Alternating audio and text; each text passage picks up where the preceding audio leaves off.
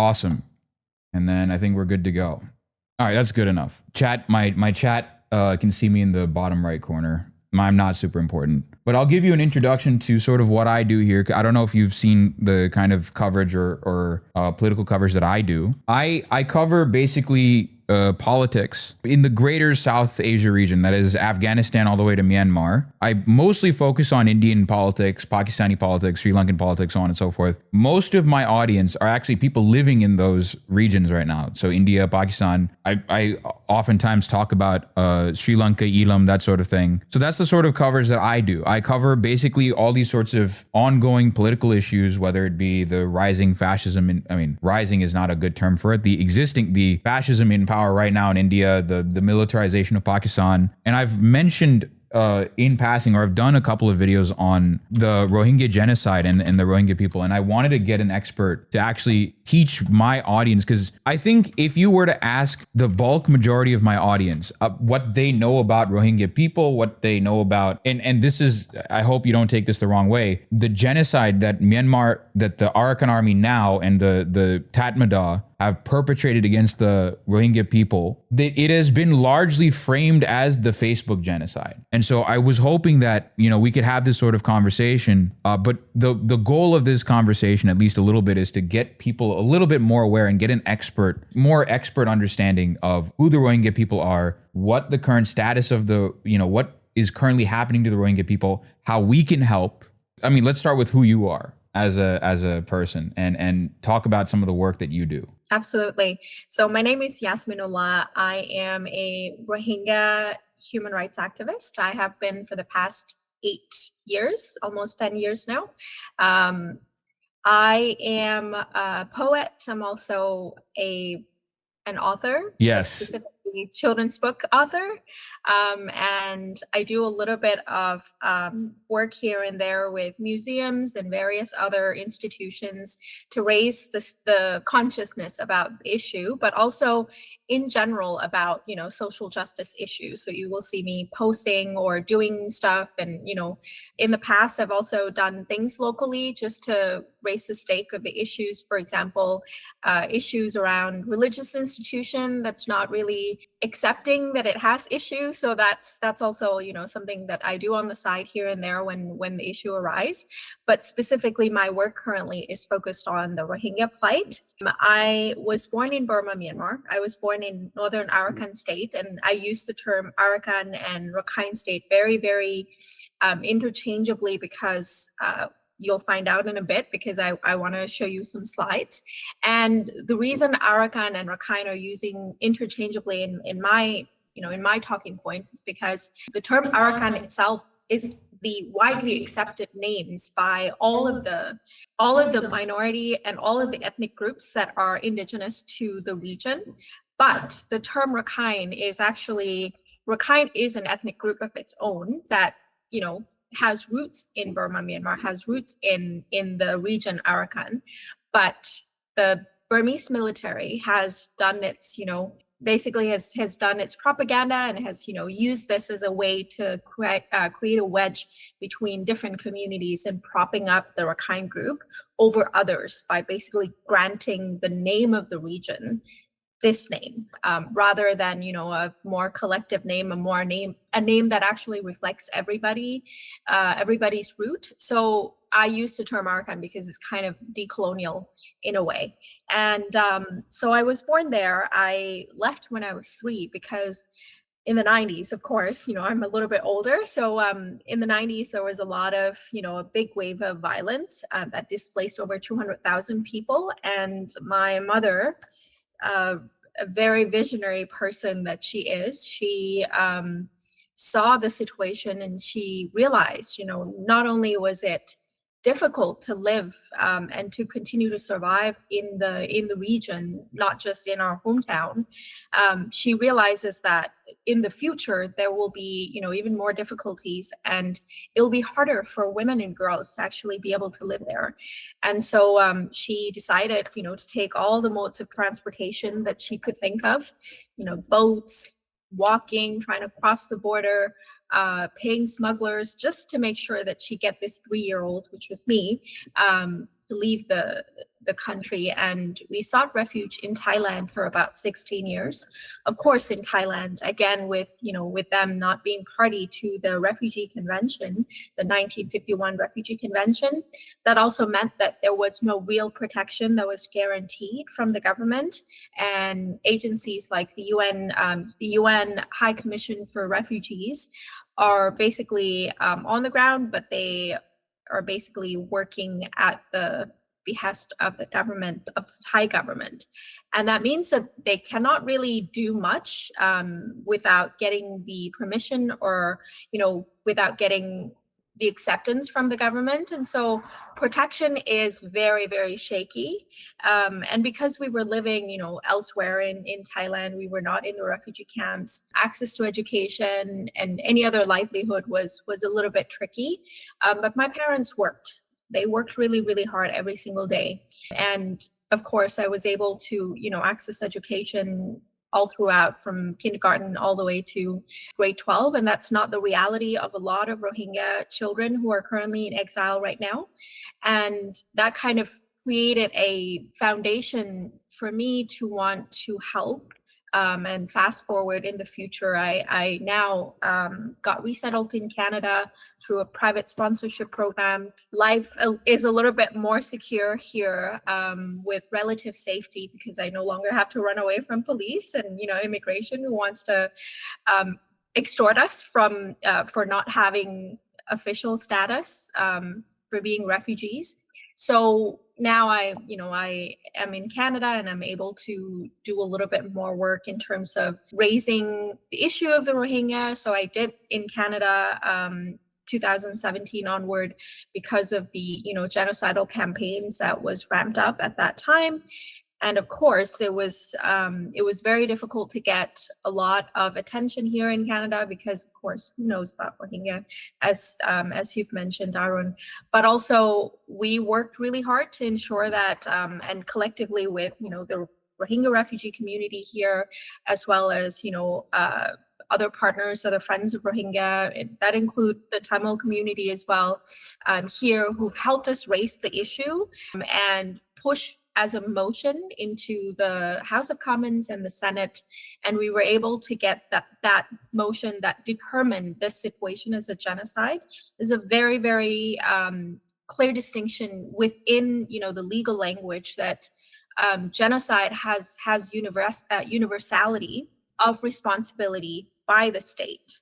And that means that it is the highest in terms of the threshold, the crime that could happen to humanity, right, to a group of people. And so when this happens, all the states, not only the ones that have signed on or become a party to the Genocide Convention, are responsible, but it is a responsibility of humanity in general.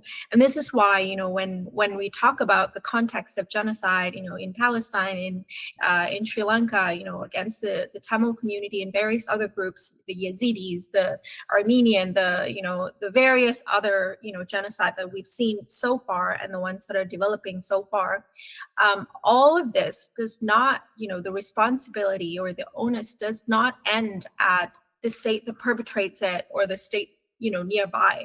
It is a responsibility of the entire humanity. All of us are actually, enabling it by our silence, or, in some ways we benefit from those genocides.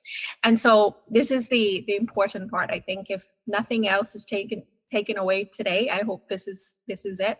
But coming back to, what I have done in the past, we pushed for that motion to pass, and it did pass unanimously in 2019.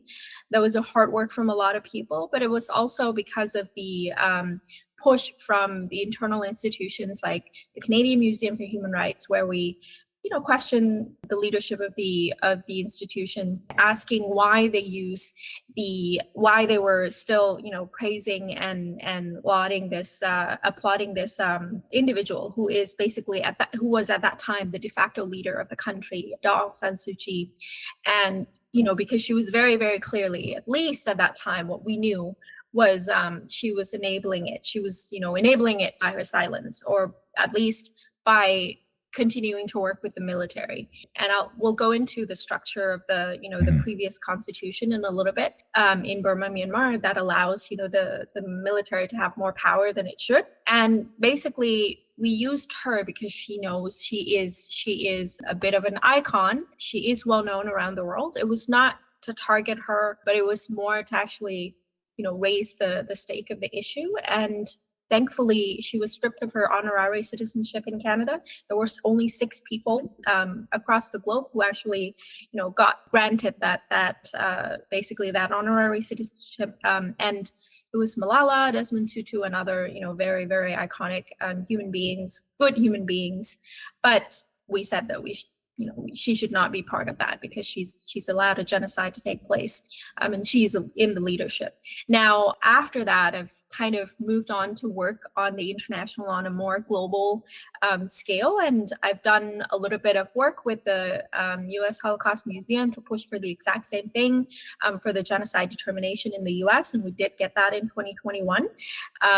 Fast forward, we've also tried to get to basically, the genocide determination, the commitment of a state. We were trying to push for the International Court of Justice to come into the picture. And we want those states that have determined that this is a genocide to take the case to the International Court of Justice, because it's a dispute between, 2 countries, and we can raise the issue of genocide against, a group of people and bring Myanmar to court. Basically, Myanmar is a state, and currently, because of the coup and various other issues, and previously the structure also allows the military junta to have power. That means that regardless of who represent Myanmar at the global level at the International Court of Justice, the military will still be the representative. And so that's basically our direct perpetrator. And we wanted to make sure that they have a day in court, that they need to answer to the rest of the global community why this happened in the first place. I happen to have the fortunate opportunity to actually be there at the launching of this case, as well as the preliminary hearings that happened twice, both the hearing itself and the court order at that time that granted some provisional measures to protect and basically to protect the community as well as to preserve the evidence. Of course, Myanmar military or Myanmar state has not really obliged by any of the court order, and we can talk about it if you guys want. But essentially, that's kind of the work that I've done beyond, the revival of the history and the current position that I'm in, where I lead a collective of Rohingya women-led, refugee-led, community-led organization called Rohingya Mayafonar Collaborative Network. And this collective, this network is basically a way for us to push forward a different narrative about Rohingya, because we see, of course, as you said, Aaron, the genocide Facebook, the Facebook genocide thing is sticking a little bit too much, and we wanted to make sure that we get to portray a wholesome picture, but also a holistic picture of what has happened, where we are now, and where we need to go in order for Rohingya issues to be resolved. And we want to make sure that the narratives that are put out there are also the ones that actually humanize Rohingya rather than victimize us. And this is a very, very difficult space to be in, because of course, a lot of times people would like to tap into their pity rather than their empathy. And there's a very, very clear distinction about these two. But in the end, we do a lot of narrative change work. We also are trying to create social cohesion, especially among different groups and among public sector in Southeast Asia, because these are, again, 3 frontline countries beyond Bangladesh, where it hosts about over 1.4 million Rohingya. The rest of the Rohingya are basically mostly populated in these 3 frontline countries in Thailand, Malaysia, and Indonesia. Of course, because Southeast Asia is a home to Association of Southeast Asian Nation, we are asking the leadership, why the hell did you allow a genocide to take place, and why are you benefiting from our genocide through oil and gas company and through other business transactions with the Burmese military. So that's kind of all in all the big picture of what I've done. I know it's been a little bit of a long introduction, but I'm happy to go over, any other questions that you have. It's fine. I mean, we can go as long as you want. I just wanted to let you know ahead of time. However long you want to go, that's what this stream is. This broadcast is specifically dedicated towards this topic. It's dedicated towards you, Rohingya Women's Collective as well. And also, I believe you're going to go work with Rohingya refugees in Southeast Asia, I think next week or something, right? Yes, next week we're traveling to one of our missions yearly that happens. We do go to the ground. We go to various different refugee camps or, detention that Rohingya are in, if we're allowed to go. We're trying to create, very, very good relationships with authorities, with people on the ground. I know a lot of systemic issues that happen, and really we cannot choose who we work with as long as we can make sure that our community is safe and taken care of. We are dealing with a barrage of funding cut, and we are very, very worried about the access to livelihood, access to, for example, like something as simple as sanitary condition. We want to make sure that they have access to bathrooms. We want to make sure that children have access to formula and, life-saving measures, medication, vitamins, because they're really malnourished sometimes. And we want to make sure that we go there and have this FaceTime with our community and really listen to them, what has been happening and what we can do to better help them. And so that's what we do about yearly to make sure that our humanitarian programs are also intact. Understood. So my first question is, I guess, how did we get here? I've heard mentions of World War II and Japan collaborating with the Myanmar government. Like they basically invaded the Southeast Asia. They invaded Burma at the time. And eventually battle lines were already drawn in the early 1900s between the, Bamar Rakhine people and Rohingya, basically with my understanding being that the Rakhine actually supported the Japanese invasion, whereas the Rohingya were forced into a position where they had to support the British, right?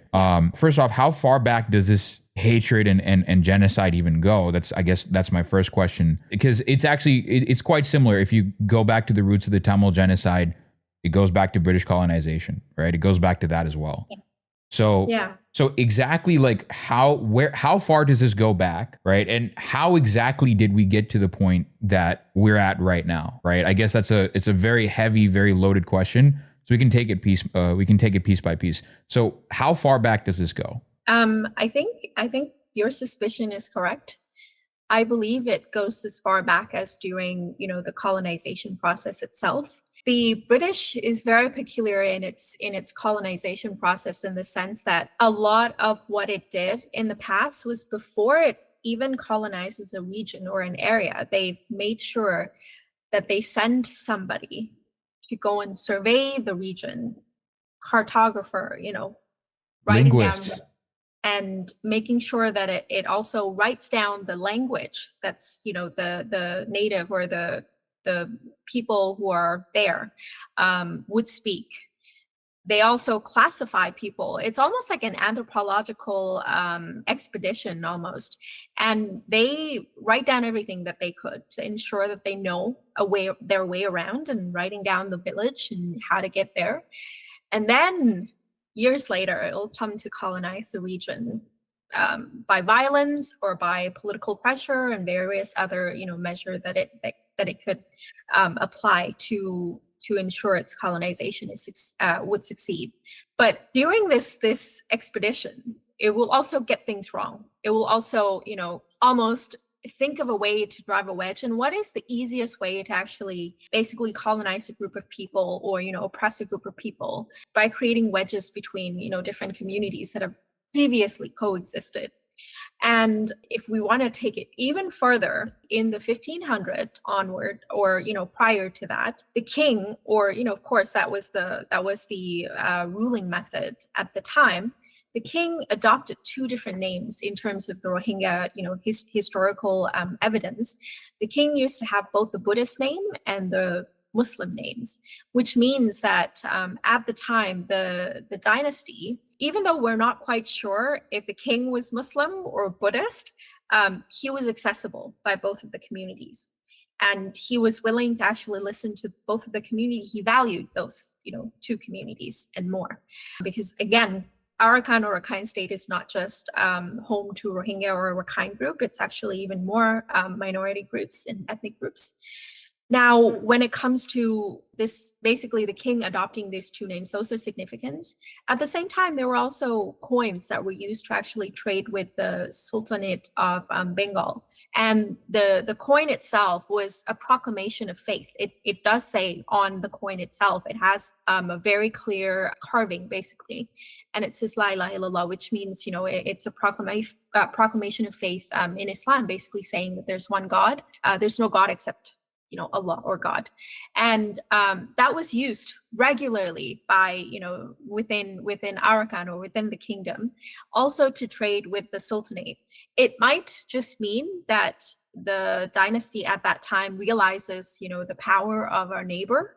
And because of the, war that took place all the time between the Burmans and the various other ethnic groups and their kingdoms, that Rohingya or this king needed to actually seek help from the Sultanate of Bengal all the time, and that's why they were trying to align with the group.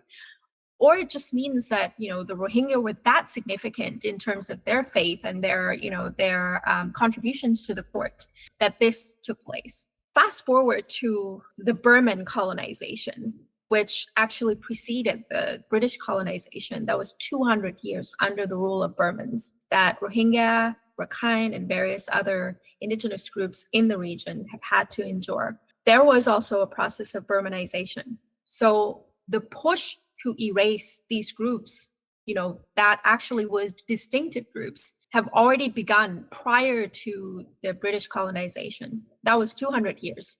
So not only have the Rohingya been under colonization for 400 years and more, we were also, after the independence of the country or, after the World War II, we were also pushed to become this group of people that are deemed basically useless in terms of, the contribution to the nation building of Burma, Myanmar. Sorry to cut you off for a quick second. That story sounds very familiar. Very familiar to me. That's all I'm going to say as someone who has made a documentary on the Elam Tamil genocide, very similar. Buddhicization in Sri Lanka, almost identical, but go ahead, continue. Sorry. It's so sad that there are so many commonalities between us. But I think when it comes to genocide and when it comes to erasure, when it comes to annihilation of different groups of people, I don't think there are many different ways to do it. And I think that enablers or, genocide perpetrators are learning from each other. And I think that especially with the Tamil community, there is a lot that was tested either in the Rohingya community or in the Tamil community before it was used in other genocides. In Gaza in particular, yes. Very much so, yeah. Now, when we're thinking about, colonization upon colonization, that obviously left an effect within the community. And I think that it has driven a wedge within the community because, of course, the Burmans were seeing and they were able to connect more with the Rakhine community. And I think that there is definitely a way that they've ruled over Arakan to prop up, the Rakhine community a little bit more than others. We are seeing it more and more now today in the present day context. But when it comes down to, historical evidence and anthropological discussion or investigation, the Rakhine community are basically descendants of Burmans, along with other different indigenous bloodline, but specifically they descended from the Burmans and they've moved into, and this is what we believe, they've moved into Arakan a while after Rohingya have already existed there. So there's obviously debates now about Rohingya being indigenous to the region at all, because of course, this war on terror has torn the world apart. and created this strange understanding that, Muslim or the faith itself is unnatural to a lot of different places. And the questioning of indigeneity is very clear in other contexts, I'm sure in the Tamil context as well, but very specifically seen in the Gaza situation or in the Palestinian situation, because of course, who should be, the group of people who, let me just put it this way. Basically, the more indigenous you are to the land, the more claim you have of that land.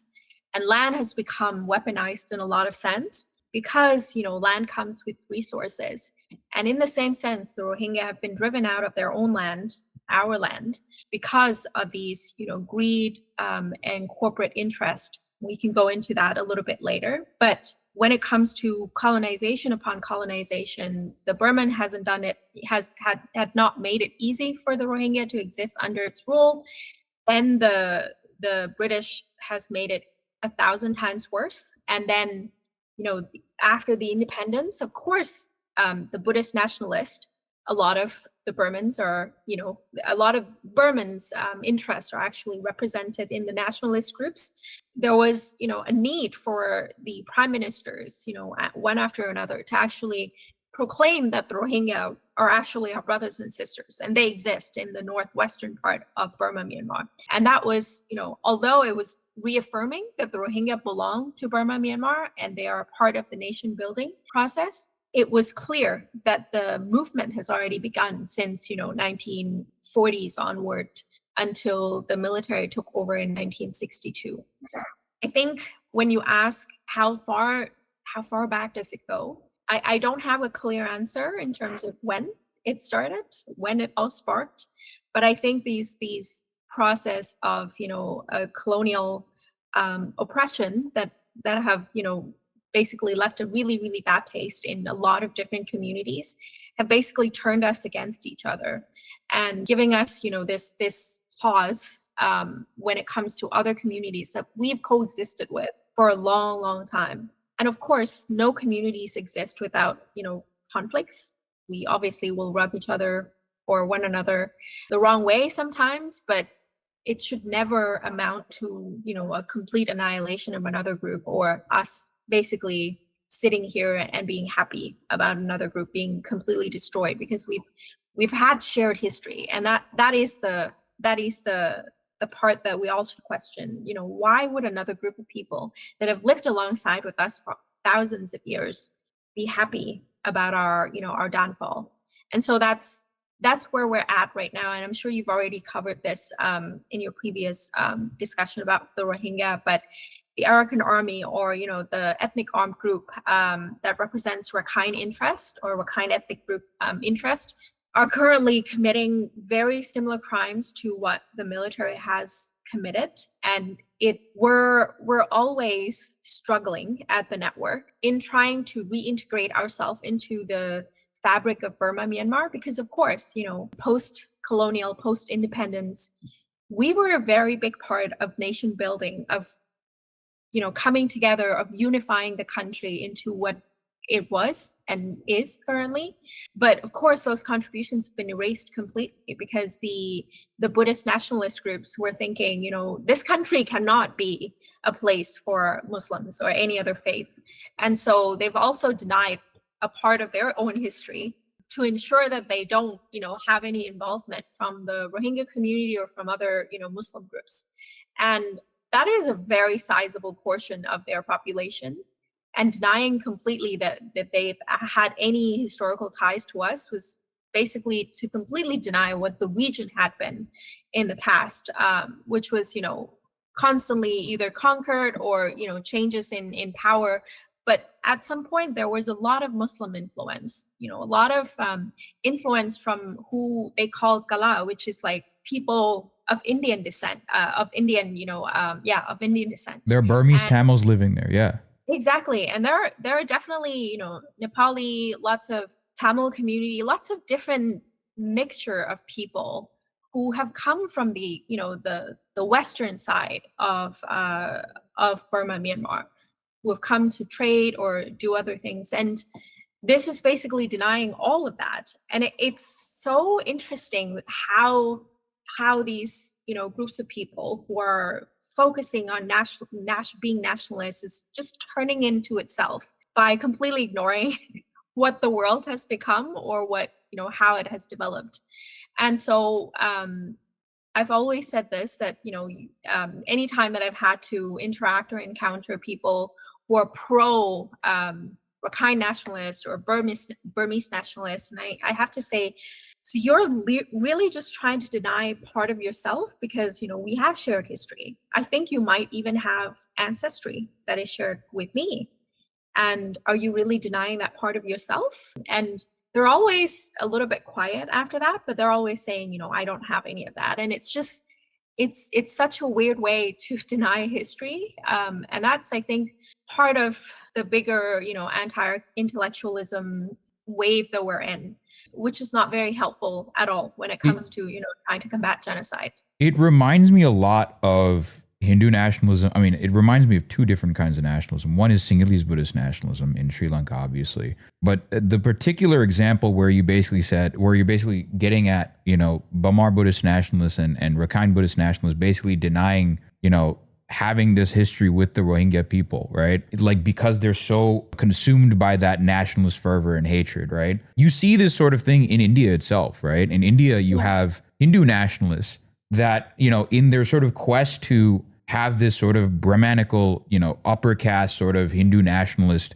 take over all of India, they're actually unironically denying indigenous cultures of India. So, for example, I have seen Hindu nationalists get mad at Tamils in Tamil Nadu, like throwing a fit. A lot of North Indian Hindu nationalists are vegetarians. They don't eat meat, right? I've seen them throw entire fits about, they've called the authorities on Tamils literally slaughtering goats near temples in Madurai. And it's like Tamils have eaten, 98% of the population of Tamil Nadu are meat eaters. They're omnivores. They eat everything. We've always eaten, goat. We've always eaten beef. It's only because of this new Hindu nationalism and this Brahmanical sort of, push to purify the nation, as it were, that we're seeing people, these Hindu nationalists turn on people that are also Hindus. So it's an ever-consuming hatred, and it's an ever-closing circle. And in Sri Lanka as well, the last four kings of Sri Lanka, the Kandyan kingdom, they were directly imported from Tamil Nadu. They were directly imported from Madurai. And so for a long time, they didn't have a problem with the fact that these kings because the kings and royalty patronized Buddhism. But what happened was, overall, this Buddhist nationalism in Sri Lanka basically was propped up to basically say, hey, these Tamils who live in the Elam parts of Sri Lanka, the northeastern parts of Sri Lanka, they were never indigenous, right? They are invaders to our island. The Cholas came and destroyed our glorious Aryan civilization.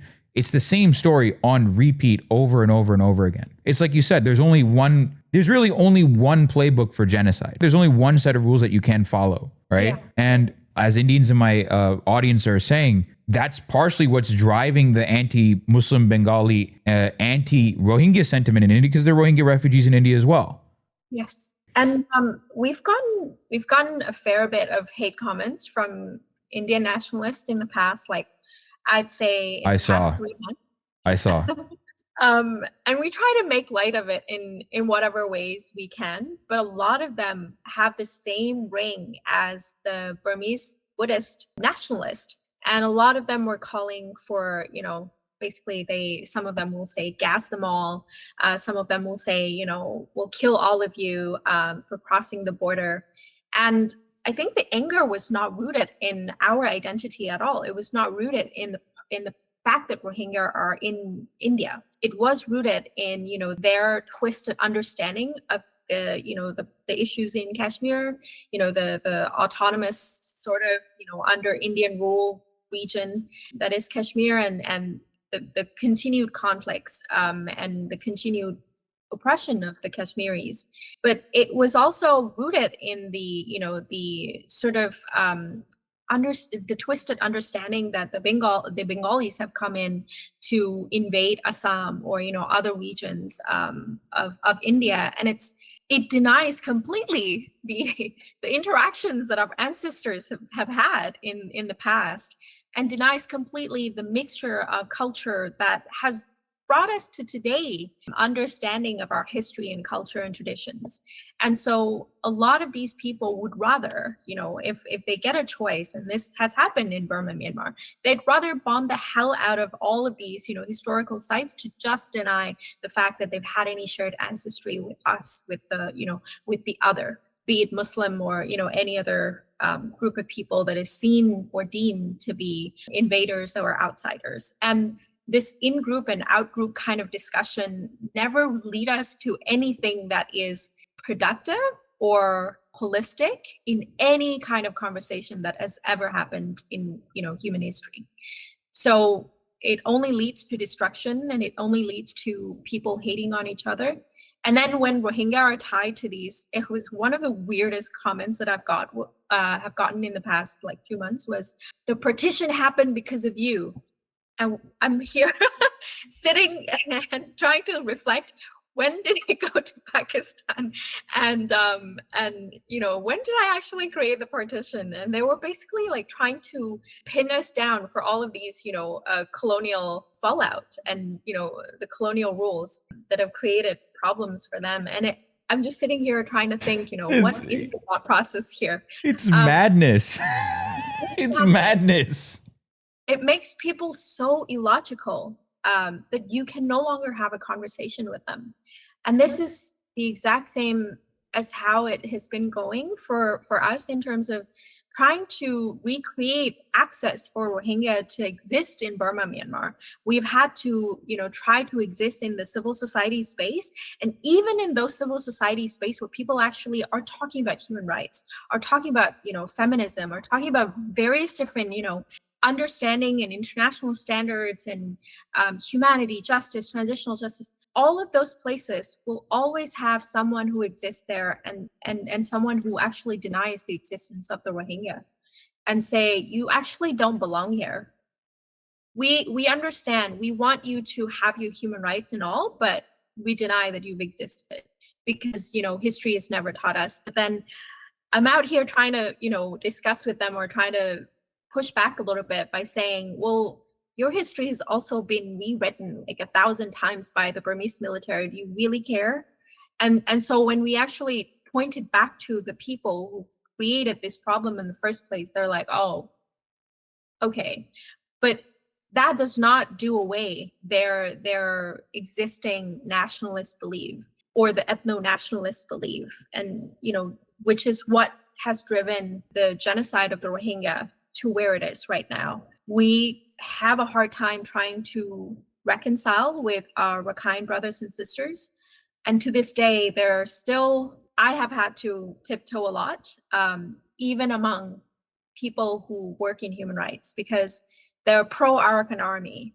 But being pro-Arakan army is pro-genocide, because in the end, the Arakan army's main concern was I don't think that their main concern is even to protect the interests of Rakhine people, but to protect its own interest. Because when we have ethno-nationalist leadership or military, at the end of the day, the people are going to be sacrificed for corporate greed, for foreign investment, or for some ways to create this vacuum of power. And eventually it turns on its own people. When there are no more victims who are the outsiders, the people that are going to be turned upon is its own people. And I think that has happened in Burma, Myanmar, in the case of the coup, when people rose up to actually try to, challenge the military junta for, taking over the country once again, the second time in 2021.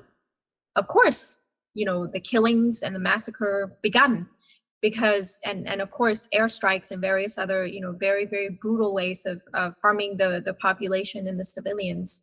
This happened because the military junta never believed that the Burmans are more equal than others. It only believes in itself. It only believed that, human rights and equality and justice is a threat to its existence. And that's what ethno-nationalism will do. It drives you to a point where, the society does not have a group of people that can bond together and band together to fight back, but also it provides this vacuum of power for, the military, for the power elites to do whatever it wants. When we go back to colonization after colonization, we also see that develops so far into this moment that we're living in. Right.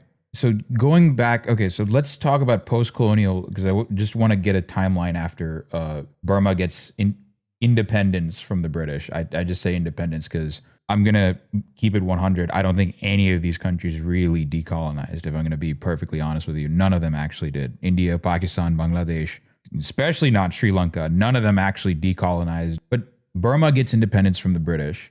So my understanding of what happens is there are a bunch of citizenship laws that are passed in the wake of Burma getting independence from the British. And there's a military dictatorship where I think the first military dictator was directly propped up by the British, or he had some connection to the British or something like that. I don't remember the full history of it. And then there are citizenship laws that are passed that specifically exclude Rohingya people from Burmese citizenship. And so it makes Rohingya people legally not Burmese citizens whatsoever. And I think it was in the 50s or 70s that this law was passed or something, right? So the timeline is that it's not just it has been, a concerted effort on the part of the Burmese government, no matter who was in power, whether it was a military junta, whether it was Ne Win, it does not matter who it was, right? There's always a concerted effort, a consistent concerted effort on the Burmese government, on the Myanmar government, to specifically exclude Rohingya people from civil society, right? So if we could get a basic timeline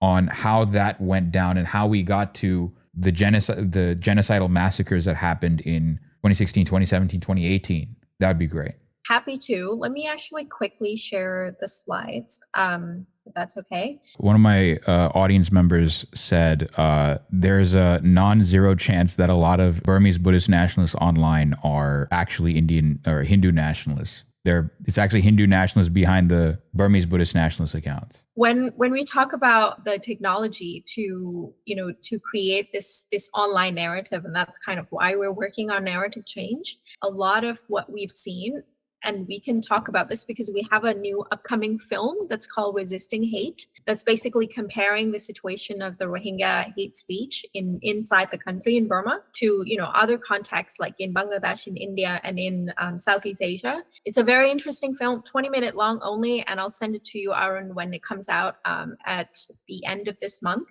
Mm-hmm. It really provides this picture of how quickly hate can spread, but also because it's being assisted by a lot of different state actors. And I'm not going to point fingers where I cannot really truly back up my claims, but there seems to be technology that's borrowed from China, and that has been used leading up to 2016 and 17, and those are state-of-the-art technology. The military junta has something called psychological warfare department. And with a country that has been relatively peaceful and not really, involved in any war for the past, 60 years since, the independence, who is it waging war upon when it comes to psychological aspect? And the only thing I can think of is, psychological warfare on its own people. And of course, there's lots of failed ceasefire and ethnic conflicts and whatnot conflict. But a lot of those are masking the dispossession of, the indigenous communities from their land and from their traditions and from their roots, away from the resources. A lot of the mines in Burma, Myanmar are actually state-owned, military-owned, basically, not state-owned, because everything state-owned is seen as to be tied to the military. 90% of the enterprises in the country continues to make money for the military junta. So yeah, the states are working together to actually help support one another so that the country can be so unstable that, corporate greed can take over anytime. And we have to see the connection between capitalist regime that we're currently living under in connection to all of these genocides. In the Gaza situation is very, very clear, right? The canal is trying to be, is basically the plan for the past I don't know, decades. And I'm sure that there is the same scenario that played out in the Tamil genocide. I don't think that any genocide that has happened so far is not profitable. All of them have been.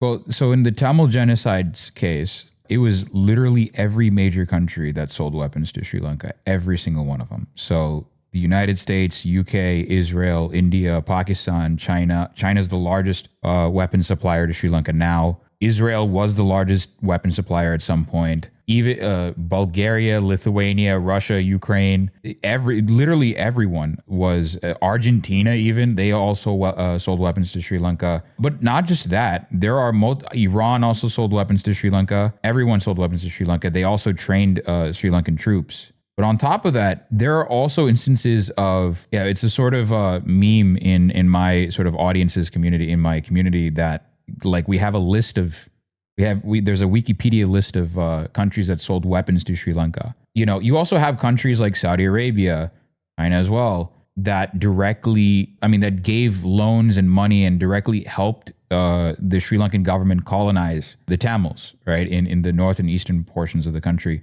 And why? Why is this all happening? Well, it's because Trincomalee, which is in the Tamil-dominated portions of the island, is a deep sea harbor. That's why. And where is Sri Lanka? Where's the island of Sri Lanka Elam? It's directly smack dab in the middle of the Indian Ocean. So you get access to basically everything that surrounds the Indian Ocean. You get access to the Horn of Africa. You get access to MENA. You get access to South Asia, obviously. You get access to Southeast Asia and even as far as Indonesia. So countries having influence in Sri Lanka means you have access to all these different countries, right? So you're right. The best way of analyzing all of this stuff is understanding the material reason as to why these genocides are happening. Well, what is the reason that this is, so other than the fact that, obviously there's a lot of tech companies in China and Israel and all these different countries that are directly profiting by selling to the Myanmar government. Is there any particular reason, any particular thing about the Arakan state that has led to this profitability in the genocide of the Rohingya people? Absolutely. I love this topic because a lot of times when we actually dissect it for people, they're like, oh, like this whole situation is played out over and over again in other genocides. So in the case of the Rohingya, post-independence, we had, of course, we have a lot of land, and a lot of those land have been really, really profitable in terms of, agriculture and, farming, fishing, all of those different things that we've done. But the Rohingya were also a very, very educated population. We were very much excelling in schools, and we were teachers. We were part and parcel of a lot of the community process. One of my grandfathers was actually in the military for a bit before he was forced to retire by the military junta, because they were like, well, we can't have a Rohingya military personnel if they're going to try to make us the other, right? So that was already planned even at that time. I think it was in the 60s. And what has happened is that because of those land ownership, the military junta has found a way to pass the law that you talked about, the 1982 citizenship law. It was not necessarily to strip Rohingya right away from citizenship, but it stopped the census from happening in the Rohingya areas. And any newborn, any children that are born into Rohingya parents can no longer actually have access to those documentations. And at that time, of course, in rural area in Arakan, of course, people are not going to have the ability to do census like every single week to check the population. So it happens like every few years, and slowly it never happened again. And slowly Rohingya have been kept off of all of these access to basic livelihood, education, employment, healthcare. And when you don't have documentation for your existence or your identity, that becomes a barrier for you to even exist at all in the grand scheme of things.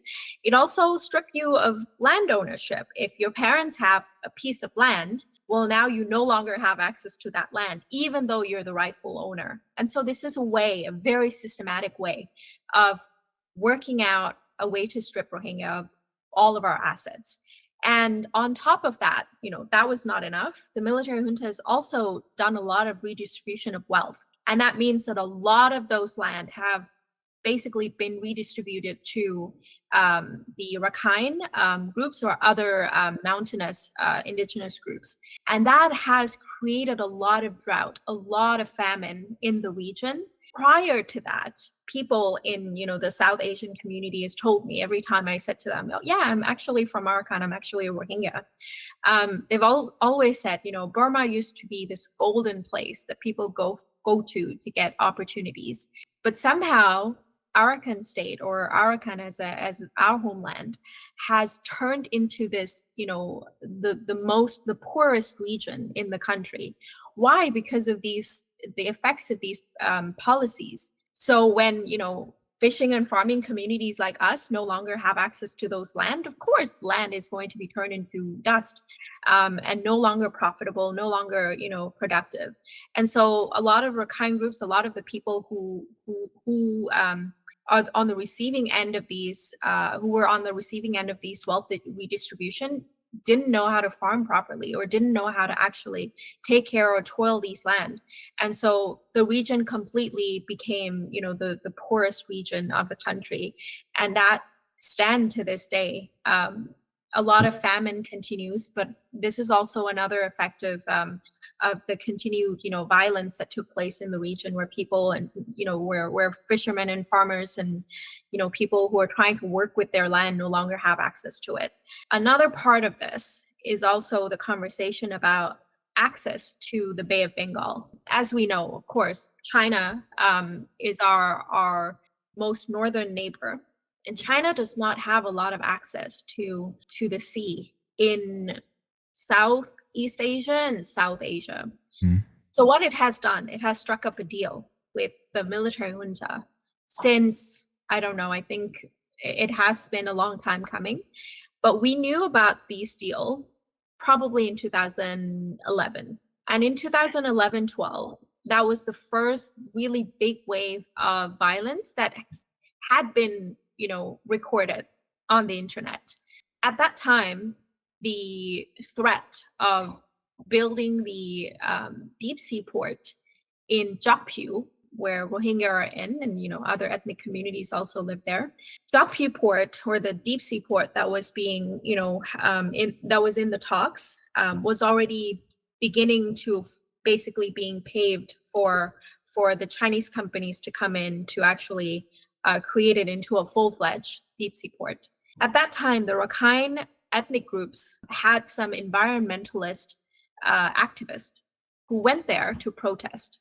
Mm-hmm. They protested the building of this deep sea port. But guess what happened in the next few days? There was a rumor of 2 Rohingya men raping a Rakhine woman. I remember this. And right then and there, the entire Rakhine communities were mobilized to actually basically displaced over 140,000 Rohingya in Sittwe, which is the capital city of Arakan or Rakhine State. And since then, the environmentalist groups washed their hands off of this project, and they never actually came back to protest again. The protesting itself was threatening the building of that deep sea port, or the completion of it, and the entirety of where the pipelines would go. That was a huge business loss, I guess, from the side of the states. So they created this psychological warfare, a perfect That's distraction. oh my God. And the entire Rakhine community overnight turned against Rohingya in ways that we've never seen before. Talking about the grudges that have been held from the Japanese imperialist era prior to that all played out in 2011 and 12. That burning down of Rohingya villages and Rohingya settlement in Sittwe, that area was actually somewhat of a Wall Street for Rohingya. Those were wealthy people who made a lot of money. They had businesses, they had shops. Those were all burned down. And it was a testing ground to see what the world would do if the Rohingya are actually targeted this much. And of course, even in the internet era where people have access to information at the tip of their fingers, nothing happened. No one said anything to the Burmese military. What I heard from, colleagues who've been in this longer than I have, in terms of the conversation that the US have had with the Burmese military or, their groups, the civil society organizations, were that, well, we have to let everything play out. We need to see if we can democratize. And that democratization basically hung over the heads of so many, people from Burma, Myanmar, that we could not move forward against the military, even at that time, knowing how much it has displaced and violate the communities across the country. But this is a very clear testing ground, to see, whether or not the international community will respond, and whether or not internally any communities would respond to it. And what we saw was, the Rakhine community since then held a very deep grudge against Rohingya, even though this was entirely untrue. There was never rape against this woman. It was a clear rumor.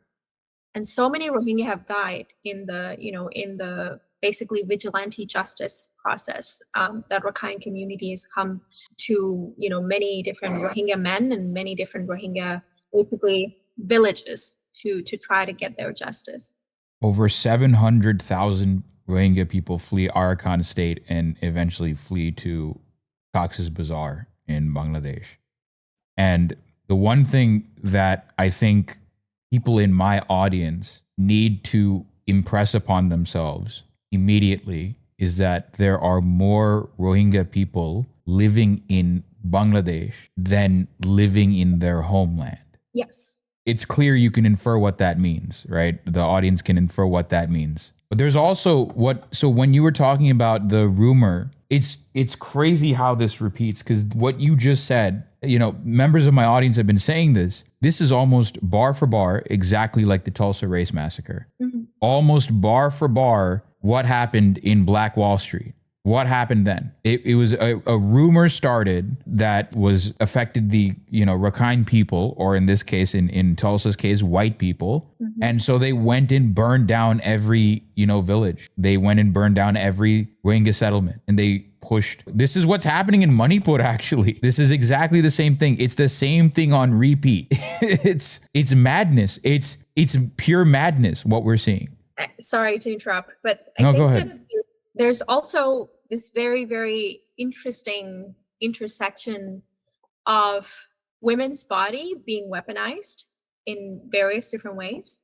So in this case, in the Rakhine, in the rumor of this Rakhine woman being raped, and many other rumors around the country, that's also used to vilify Muslim men, or Rohingya men in this case, because again, constantly people equate Rohingya as being Muslims so that they can erase our indigeneity and other roots that we have to the country. This constant blaming of Muslim men, not that Muslim men are perfect, of course not, none of us are, but at the same time, this painting of a picture of Muslim men or Rohingya men to be this hungry rapist and violators of women. It's love jihad in India. It's love jihad conspiracy theory. And also like if I'm not mistaken, and all the black chatters correct me if I'm wrong, this is not that dissimilar to how black men are painted in the United States. It's not that dissimilar to how black men are painted in the United States either. No, not at all. And I think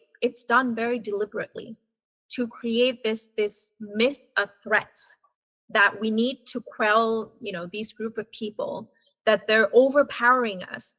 And there's also, other many different myths that we can talk about today, but these are very specifically done to ensure that men from other communities that want to protect their women, and it's never about feminism, or it's never about liberating women in general. It's to keep them where they are in society, but at the same time, oh my God, if the outsider men come to violate them, that's our honor, that's our protection, that's at risk. So women's body is being weaponized to keep the honor of the community, right? And this is seen all over the world. It's not unique to Burma, Myanmar, but it was done deliberately to stoke this fear of the outsider, even though the Rakhine community know us. There are people that I know that can speak both Rohingya and Rakhine language because they grew up with these people. And somehow neighbors turn on each other overnight. And so we saw the destruction of homes and the Rakhine community paving ways for the military to come in to help destroy these Rohingya homes and villages, and murdering, kidnapping, arbitrarily detaining Rohingya because of all of this, because of these deep grudges, the need to actually hate on somebody when the systemic structure of the country has failed them, basically, because the country or the region has become so poor and the military has taken so much out of everybody in the country. But it's easier to hate on a group of people that can be punched down on, rather than trying to punch up and challenge the military or challenge the structures. So that is the best answer that I have, I think, in terms of why this happened. But on the other side, of course, Chinese interest was very, very clearly, it was a very, very loud, what is it called, expedition, or I would say an extension of colonial or imperialist effort from the Chinese companies. This is a state-owned company that came in to actually build the deep sea port. And you want to guess when the deep sea port was completed? Relatively recently. I'm assuming 2022, 2023. No, it was done right after the Rohingya have been driven out by the hundreds of thousands. Jesus. It was in the January of 2018 that the deep sea port was completed. So they were waiting for these villages to be cleared, to be completely bulldozed, because that was happening as well. And I'm going to send you another slide just for you to see. This one's going to have a lot of historical background information, but also specifically on that deep sea port, you can see the satellite image that compares before and after, before the Rohingya, before the burning down of the villages, and after, and the deep sea port being built. It's called spatiocide. It's genocide, but stripping people of their land and stripping people of basically erasing their existence on those land. Mm-hmm. And those land were bulldozed, right? Completely voiding of existence of Rohingya or remnants of our connection to that land. On top of that, they've also planted, the military junta prior to that has planted landmines. So people cannot go back to their own land. And the deep sea port completed, along with the pipelines that carried natural gas all the way from the Bay of Bengal through Kunming, Yunnan state into the inner China. And that all completed right after the Rohingya have cleared, have been cleared from those lands. By the way, did you know that China also is basically doing very similar things to a region in Pakistan called Balochistan? Yes. They are basically weaponizing the Pakistani state to basically keep the Baloch people of Balochistan under heel. As far as I know, Pakistan doesn't have the same kind of xenophobic rhetoric towards Baloch that Myanmar does towards Rohingya people, but it is exactly the same reason. China wants access through CPEC to Gwadar port, and that is exactly why they are working with the Pakistani government to continue genociding the Baloch people. Same playbook. Where's the slide with the before and after pictures of the It is. Did you see that at all? I hope that I'm on slide 7 right now. Okay. You're on slide 7. It will be on slide 16 and 17. Okay, so bulldozing of Rohingya villages, spatiocide, invisibilization. Over 360 villages were burned to the ground and now completely wiped. The military established 6 military bases and other infrastructures on the same land. Significant shift from erasure that was cultural and political towards a physical one. As a result, Rohingya contribution in nation building and cultural vibrance of Myanmar is also lost. And Kyaukphyu port this is it. So this is where... Yeah, so Teknaf is part of Bangladesh, I think, and then Kyaukphyu Special Economic Zone right there. There's the port. And you know who also greenlit these special economic zones, not just in the Rakhine or in Arakan region, but also in other parts, I think in Dawei. That was the democratically elected government led by Daw Aung San Suu Kyi. she greenlit this project, allowing China to come in to actually dispossess Rohingya and other groups of their land, and allowing this project to go forward. And of course, making billions of dollars off of it. But you will see, in the same token, China has come in to try to mediate the situation of the Rohingya, and also built on top of an island. This is after 2017, when the Bangladeshi government has complained that we've taken care of them too much and this is burdening our country. Not noticing or not noting the fact, and I have nothing against, Bangladeshis. They've been my rock from day one to create rallies and to raise awareness here in Canada. But also it was the kindness of Bangladeshis that actually pushed the Bangladeshi government at that time under Sheikh Hasina to actually open the borders after 2 weeks of Rohingya being stuck at the border trying to come in because they fled a genocide and they've had to swim across the river. I can't really say anything beyond me being grateful. But when it comes to the systemic issue, Bangladeshi government, of course, took a lot of money out of the Rohingya aid funds that were given willingly with no conditions by various other governments from around the world, and this is in billions of dollars. And some of it was used to, of course, prop itself up. And I don't want to go into the corruption in terms of the government of Bangladesh. But what happened was it complained so much about Rohingya being burdensome. Over 1.4 billion Rohingya are living in this basically football field size of a settlement, broken down into many different camps. And the locals have very, very legitimate complaints because NGOs were not respecting the roads, and communities are driven apart because of the issues of traffic and whatnot. Those are easily manageable, right? But the government never really invested into the roadside or ways to actually mitigate the problems. So the host community started to hold a little bit of grudge against Rohingya, but it's still manageable so far. The issue was it has allowed the conversation between Bangladesh and Burma. And UNHCR knows very well about this, about the MOU that two countries have. And do you want to guess who is actually the mediator in this? China? Who's also, yeah. Clearly. And of course, they need to keep people away from their deep sea port and all the investment that they've, put in, right? So they've helped basically fund so much into the military junta to create this special economic zones and to further build into this project. But on the other side, it has very, very much so tried to keep the Rohingya where they're in and build a settlement or build a structure that was about $20 million, if I'm not mistaken. That was about a few years ago, when the government of Bangladesh threatened to send Rohingya back in continuation of genocide back in Burma, Myanmar. It threatened to send Rohingya back to repatriate forcefully. And basically they found this solution to build on top of a flood-prone island that just basically came into existence after a cyclone off of the shore called Basanchar Island.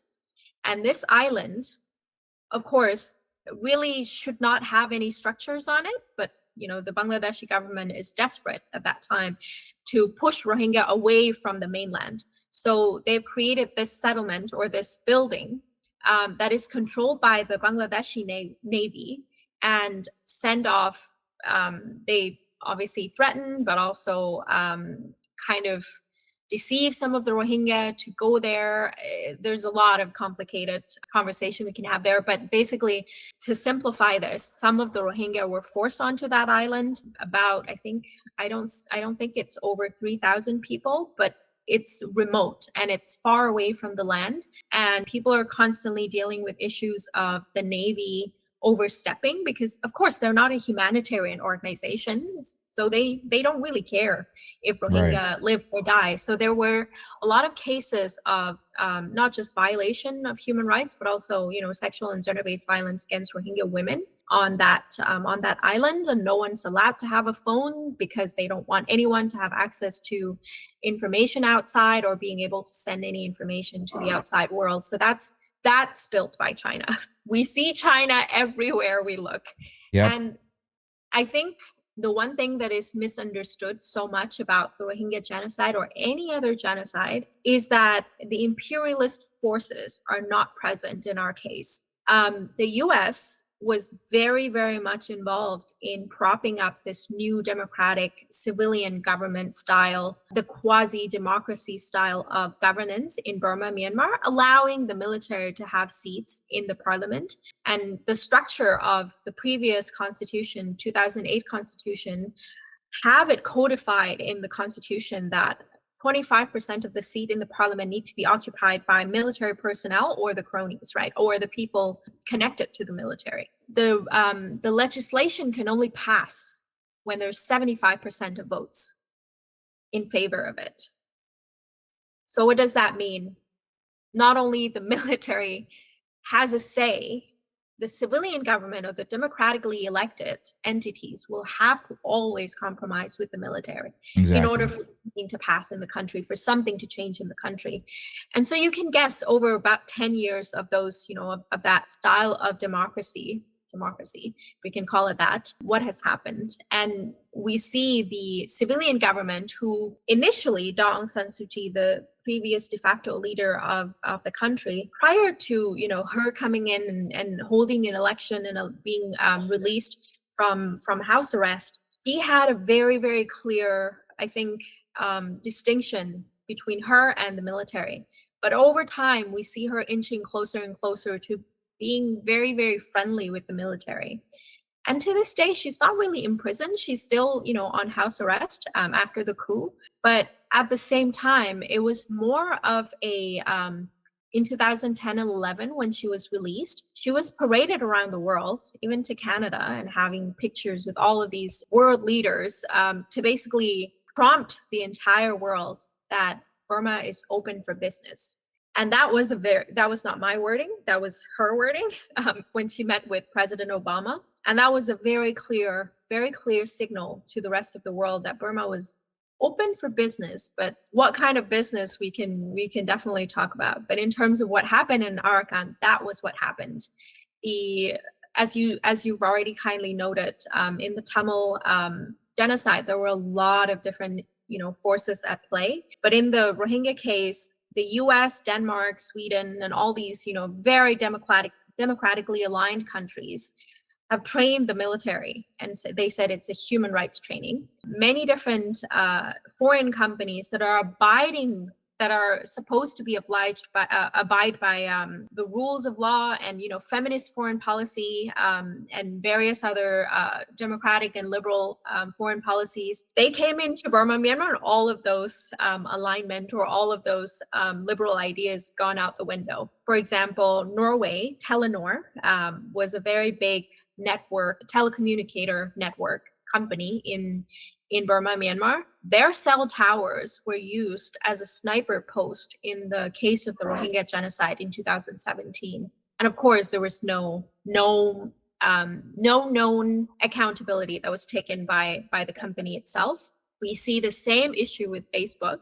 And although it has created a lot of these, sort of, froofy kind of measures to address some of the issues of hate speech, we see the exact same measures play out or not play out in the rising hate speech against Rohingya currently in India and in Southeast Asia. So I don't know if Facebook has done anything useful so far, not so much in our case. No. But again, these are companies that should abide by at least their mother, their home country ideals and laws. But of course, it has gone throughout the world, basically completely dismissing anything that is not profitable. So if we come back to 2017 and 2018, hate speech campaign, and I'd love for you to actually look at the slide 13, 14, and 15. It'll give you a lot of clarity, I think, about why hate speech has become so successful in Burma, Myanmar. There was this deep, obviously, grudge against colonization and the pain of colonial rules that was being pointed towards Rohingya to be seen and deemed as outsiders. And the Buddhist temples or monasteries have played a huge part in fanning these hate alongside the psychological warfare that I was talking about. Yep. And I'm not talking about this, I'm not pulling this out of thin air.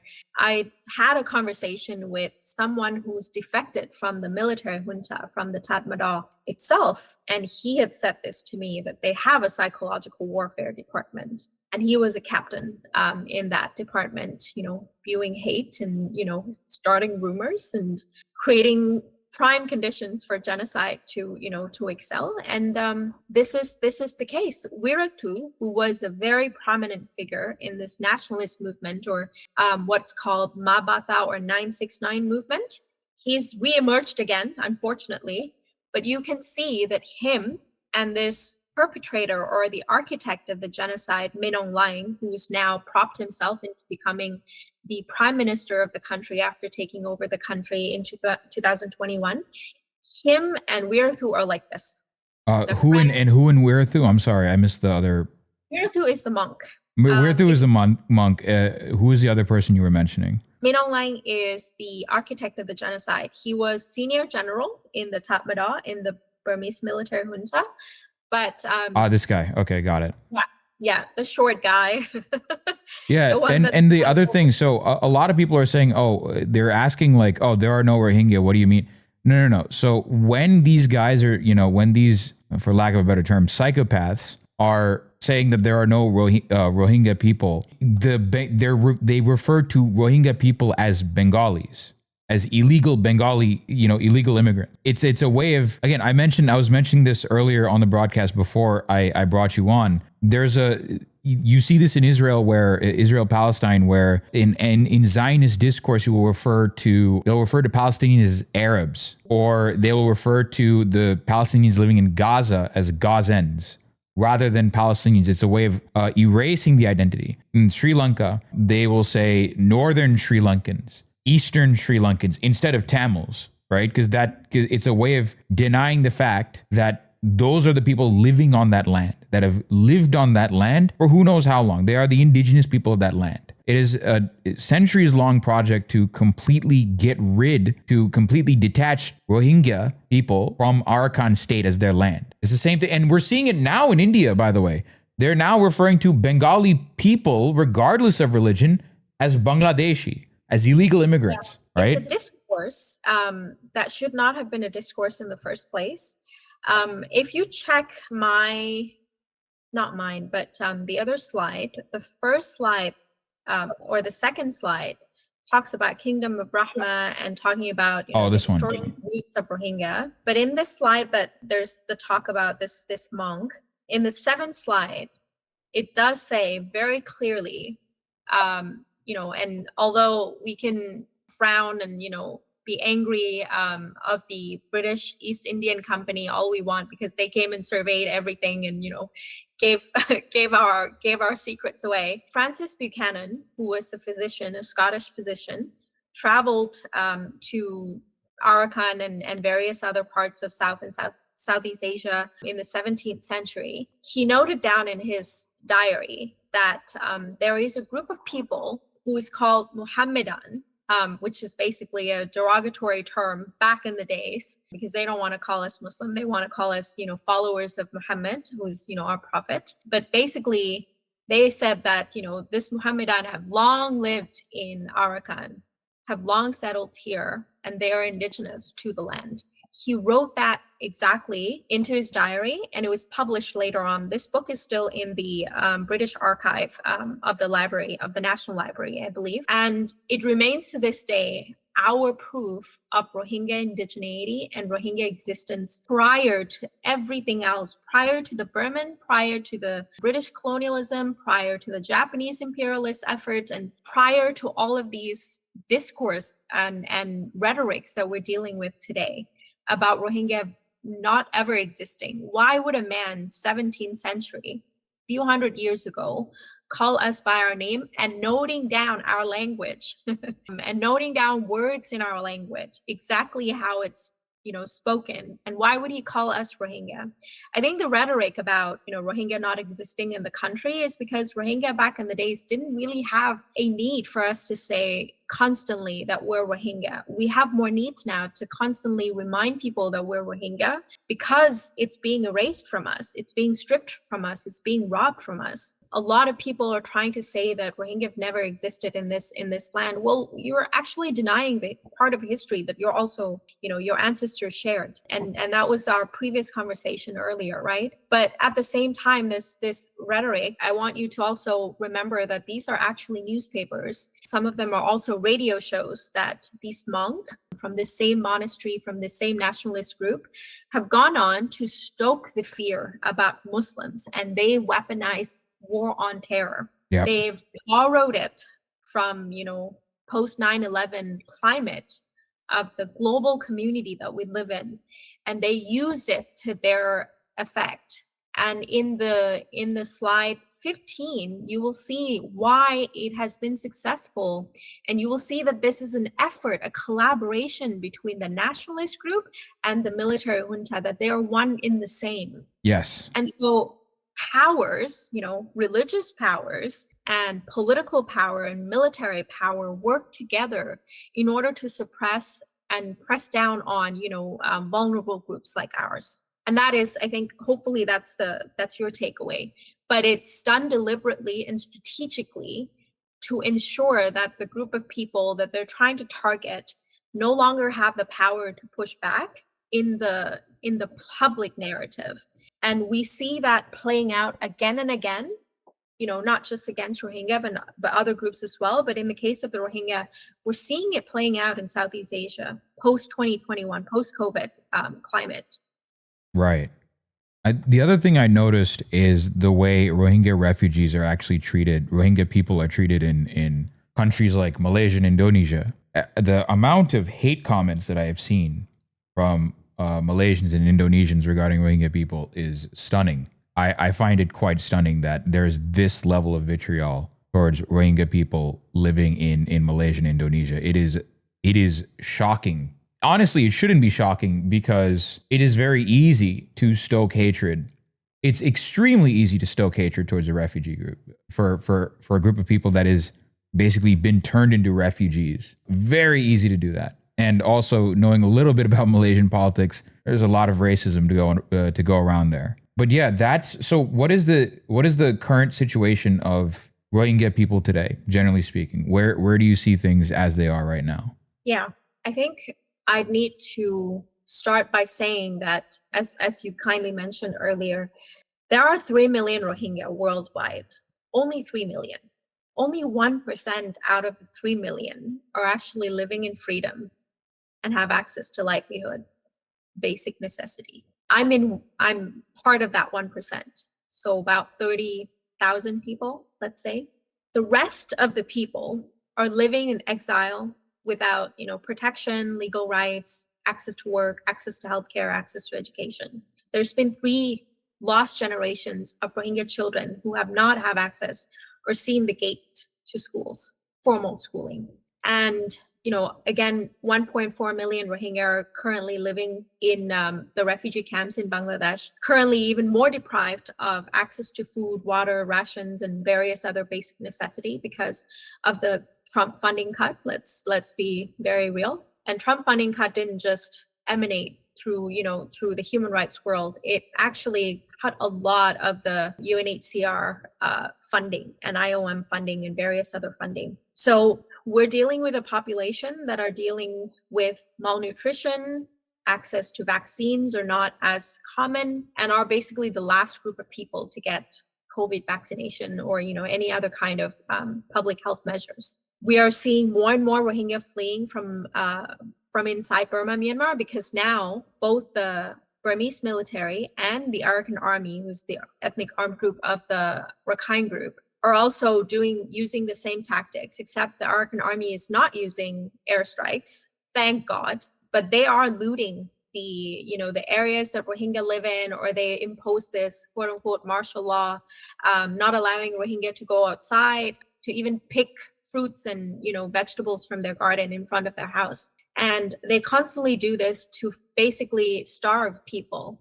And it's a very, very clear forced starvation. Not that we are new to it or strangers to it at all. The British has done it to us. That's why diabetes and high blood pressure is a very common disease in our community. But again, this is a constant measure that has been imposed by all of these groups. Not only that, both the Burmese military and the Arakan army are actually forcefully kidnapping young men and boys in our community to actually fight at the front line. And if both groups are actually pushing Rohingya men and boys to fight at the front lines, who's dying at the battlefield? Rohingya. They're using Rohingya men and women as human shields. Exactly. So it is done deliberately to kill off as many Rohingya as possible. There were some people who fled, who basically fled from those forced conscriptions and were able to tell the tale in Bangladesh. But even when they fled to Bangladesh, to Cox's Bazar, to the refugee camps, it doesn't mean that they get all of those, access to food rations or, access to these facilities that are dwindling in the camps. Other parts of what has happened so far, there are less than 500,000 Rohingya currently living in Burma, and over 140,000 Rohingya that have had to basically flee in 2011 and 12, as we were talking about the rumors. To this day, they remain in the concentration camps, and they were pushed from the old camp that was a little bit more structured, I guess, but there was no building or anything like that. People were living in tents. They were pushed closer to the beach in Sittwe, and now there was a cyclone last year, Cyclone Mocha, that has killed off over 400 people instantly overnight because these people were living near the beach, and that was also a tactic of annihilation. We see, various other projects are excelling in the region, and Arakan Army, prior to May 2024, which was the beginning of their reign of terror against Rohingya, they published on Facebook, Twitter, and various other platforms that they're now open for business. I think open for business need to be like the new term for we're open for new genocides. Let's watch. But they basically said that they're open for business, which signals to the other countries and other partners that, well, you can come here. We'll sell off anything that Rohingya owns or belongs to Rohingya. And they've basically done exactly that.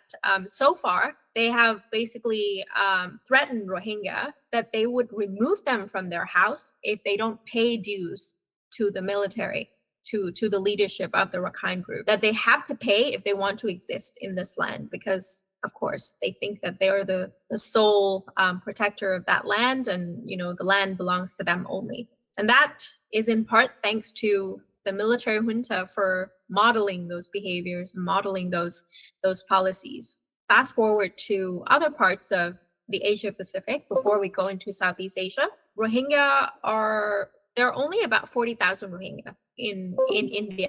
I'm so sorry.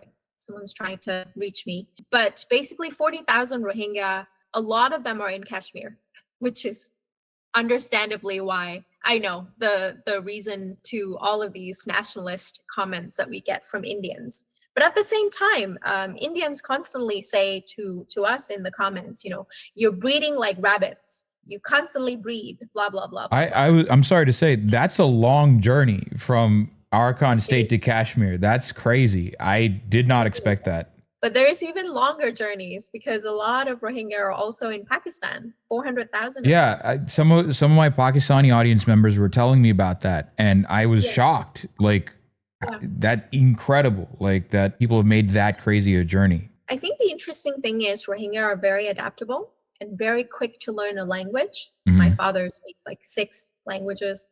I'm the least accomplished in the family, so don't ask me how many languages I speak. But my mom speaks at least 5 because, all of these scenarios, all of these settings that we've had to be displaced in, really taught us to adapt really quickly and learn the language very quickly. And I think Mhm. we're a group of people who are quite smart in trying to survive, because again, like survival itself is a skill. In a lot of cases, if you want to survive from a genocide, that takes a lot of mental courage and adaptability. There are 200,000 Rohingya in Saudi Arabia, and I think that's the farthest Rohingya have been in terms of where we are in displacement, apart from resettlement. So Rohingya have had to flee to so many different countries. Now, in Southeast Asia, and the reason why I've brought it back to Southeast Asia is because it's a wide gap in terms of our community's work.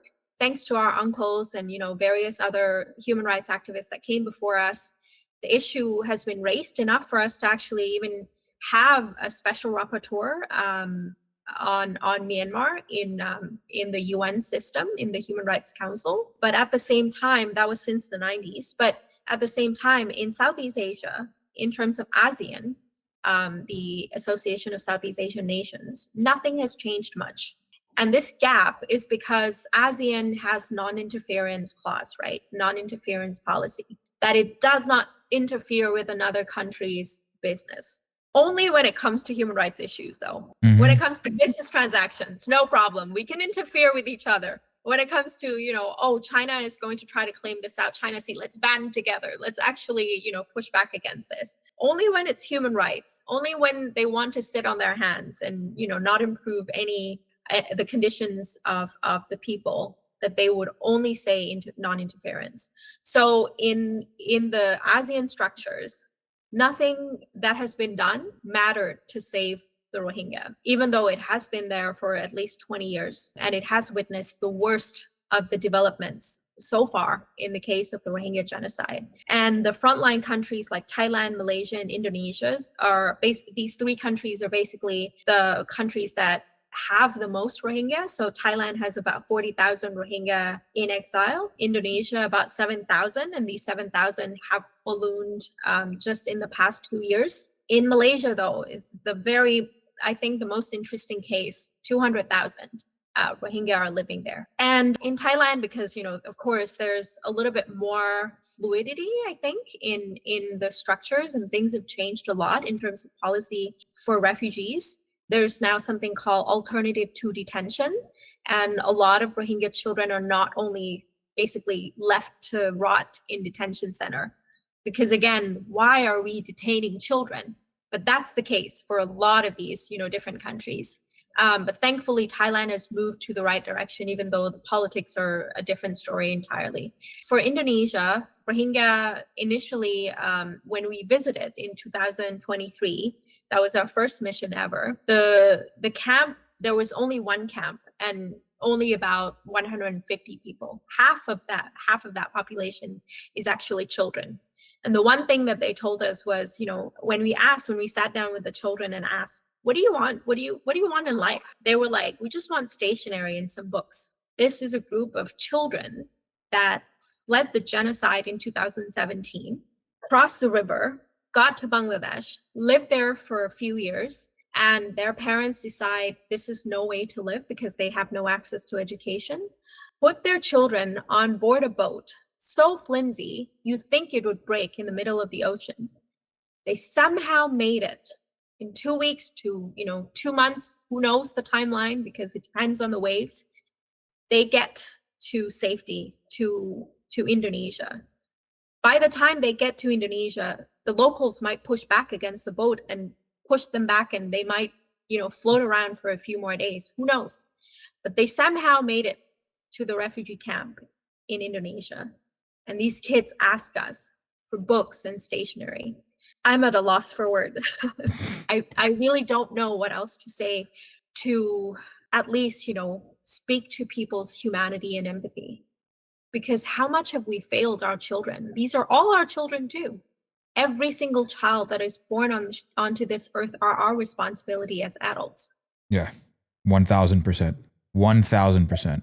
I wanted to zero in on sort of the specific ways that, so what are some of the specific struggles that Rohingya women and Rohingya girls have, especially in such an environment where, you know, you've all been turned into refugees by Tatmadaw, now Arakan state. And, you know, it's obviously, I mean, the men and the boys are now currently, you know, being conscripted by the Tatmadaw in order to basically be used as human shields so that they can die, right? But what are some of the specific struggles that, you know, the security concerns and the security atmosphere that you were talking about earlier in our conversation? What are the specific concerns, some of the specific struggles that Rohingya women and girls have? If you could give us that information, that'd be really good. So, as we've alluded to this earlier, women's bodies are often used as a battlefield and weaponized to target a community. And a lot of times in the case of genocide, women's body or sexuality is often used to be a scare tactic. In the case of the Rohingya women and girls in 2017, these tactics become very, very evident. There was a clear command from the top, excuse me, from the top generals to rape as many Rohingya women as possible. And these military men who conducted these, you know, seizure of villages before they, you know, tie up all the men and shoot them down one by one in the courtyard, while the women are kept in the compound nearby to listen, they were also stripped naked, taken for all of their valuables, and then certain group of women would be taken to another separate area and they would be, you know, violated sexually. And a lot of them were branded. A lot of them, their reproductive system were destroyed because, you know, the military would use sharp objects or the guns, rifles to actually, yeah, I don't want to get too graphic, but No, it's fine. It's fine. Again, it's what you're describing is extremely similar to what the Sri Lankan government did and the Sri Lankan security forces have done to Tamil women and girls. Very similar. There's actually, and I don't know if you know this, there is actually a Wikipedia page specifically dedicated towards the sexual violence that the Sri Lankan government has committed against Sri Lankan security forces, army, police, special task force. They've committed against Tamil women and girls, right? Sexual violence is a very common tool in genocide against the marginalized. So yeah, it's fine. We're sort of used to hearing this sort of thing, unfortunately. So yeah, whatever you feel needs to be communicated to let us know the severity of the situation, please go ahead and tell us. Okay, thank you. So these women were taken to these compounds, and oftentimes from the victim's account, and you can actually search these up. There's some interviews out there on YouTube and, you know, by different news agency, that women were kept in these compounds, raped a bunch, violated by 1 to maybe 20 security forces at the same time. Sharp objects are shoved into their reproductive system, or, you know, rifles are shoved into their reproductive system. So they're completely sterilized after that. They're completely injured. Some of them, you know, were basically raped or, you know, violated, and then they were thrown into a house that the military just would light on fire. And basically somehow one of these women, and it's in the slide, if you want to read about it, it's in the slide 20 and 21. That was a picture of Rajuma, and you can see the very clear scar that her throat was slit after she was being violated, and she was basically kept in that house that the military then light on fire after witnessing her 2-year-old being thrown into fires. All of these cruelty, the violations that is just so unheard of, were all part of something called genocidal rape. It's beyond just scare tactics to ensure that Rohingya would not come back home because they're scared that this would happen to them again. Or not just the carrying on of the trauma, because the women were kept alive specifically to hear what happens to the men, and the men are killed off, as many of them as possible, by the military. But the genocidal rape has a very clear purpose. It is to end a bloodline. And these rape are carried out sometimes to completely destroy a woman's reproductive system because they want those women to no longer be able to bear children. Or it is to create a wedge within the community in the smallest unit of the society, which means that once these women are raped, and about 20,000 children were born of rape after 2017 in the refugee camps in Bangladesh, and that's the lowest estimate number, because we don't know what real numbers are, because again, this is a fairly conservative community and people don't really talk about violations like this. It's very difficult for a community to really come together to try to address it at all, beyond, like what we know of the rape report rates in the world generally.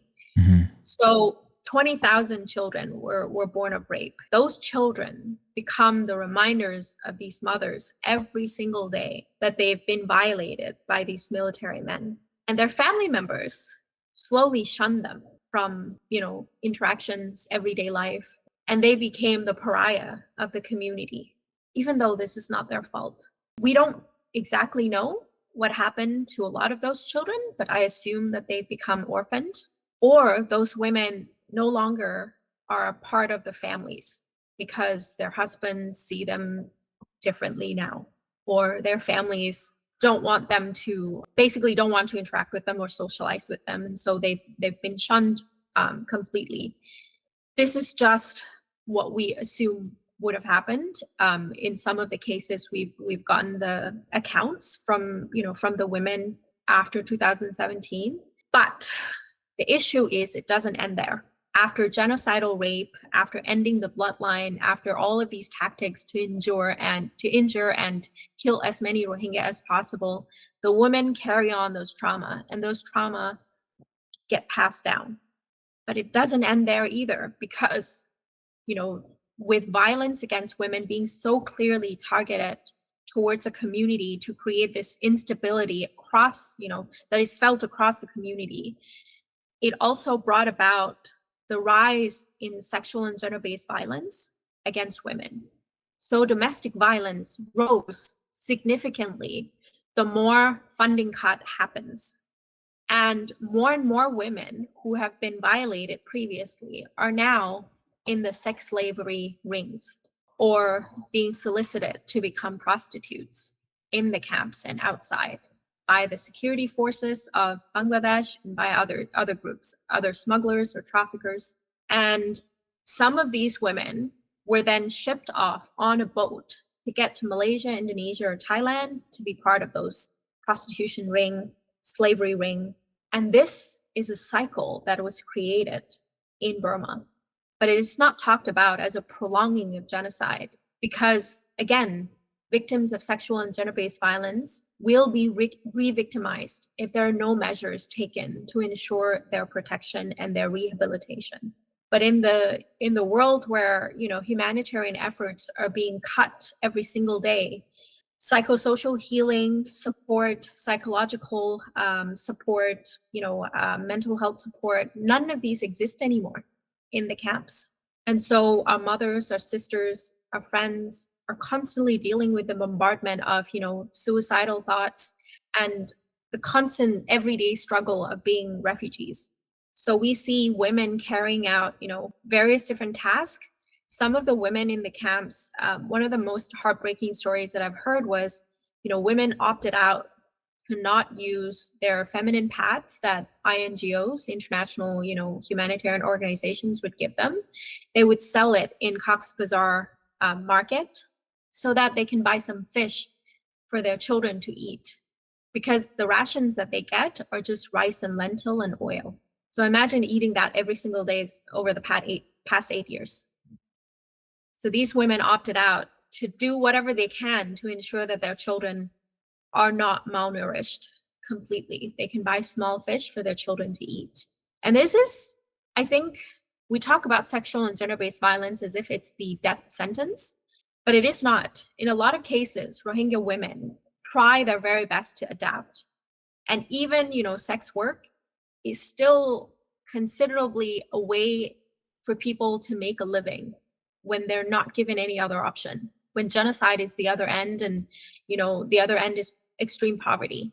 But in some cases, in especially in our case at the network, of course, we are not a humanitarian organization, but we've had to step in and do our very best to raise funds and help. And I'll share the fundraising page with you guys here.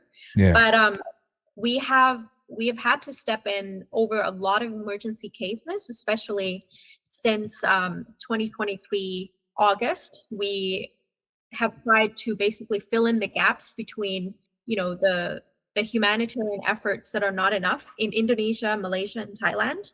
But since May last year, because of the Arakan army and the Burmese military fighting and using Rohingya as human shields, and airstrikes and a lot of the bombardment and the prolonging of genocide in Burma, Myanmar against Rohingya, over about 50,000 Rohingya have fled to Bangladesh.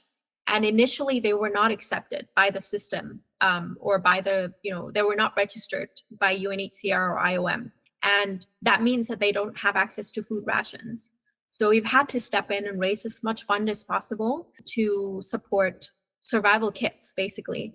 A lot of people came with no clothes on their back. We have to find a way to provide for them. Formula, sanitary pads, a lot of, food, water, biscuits, things that are just to keep people alive for the next 2 weeks. I don't know how people stretch it. Some people stretch it for an entire month. We supported people over the next 4 months after that until October came, and UNHCR and IOM finally, through their bureaucratic process, finally were allowing registration for these new refugees. Since then, we've pivoted a little bit when, the time does not call for a lot of emergency response. We pivot towards supporting of women and children, and we try our very best to ensure that children have access to education, even if it's informally, even if at the time we only have money to print out curriculum books or send books, send stationaries. That's what we do. And in Indonesia, we were able to provide about 5 or 6 laptops for people to learn how to type their names, because this is important. You have to have access to the outside world. You have to know how to connect with the rest of the world. And it's a very important skills for a lot of women and girls. And, of course, the young boys are also part of this program. It's the digital literacy program. We also have lifelong learners program where we teach aunties who are, who have seen a lot of life in exile and through genocides.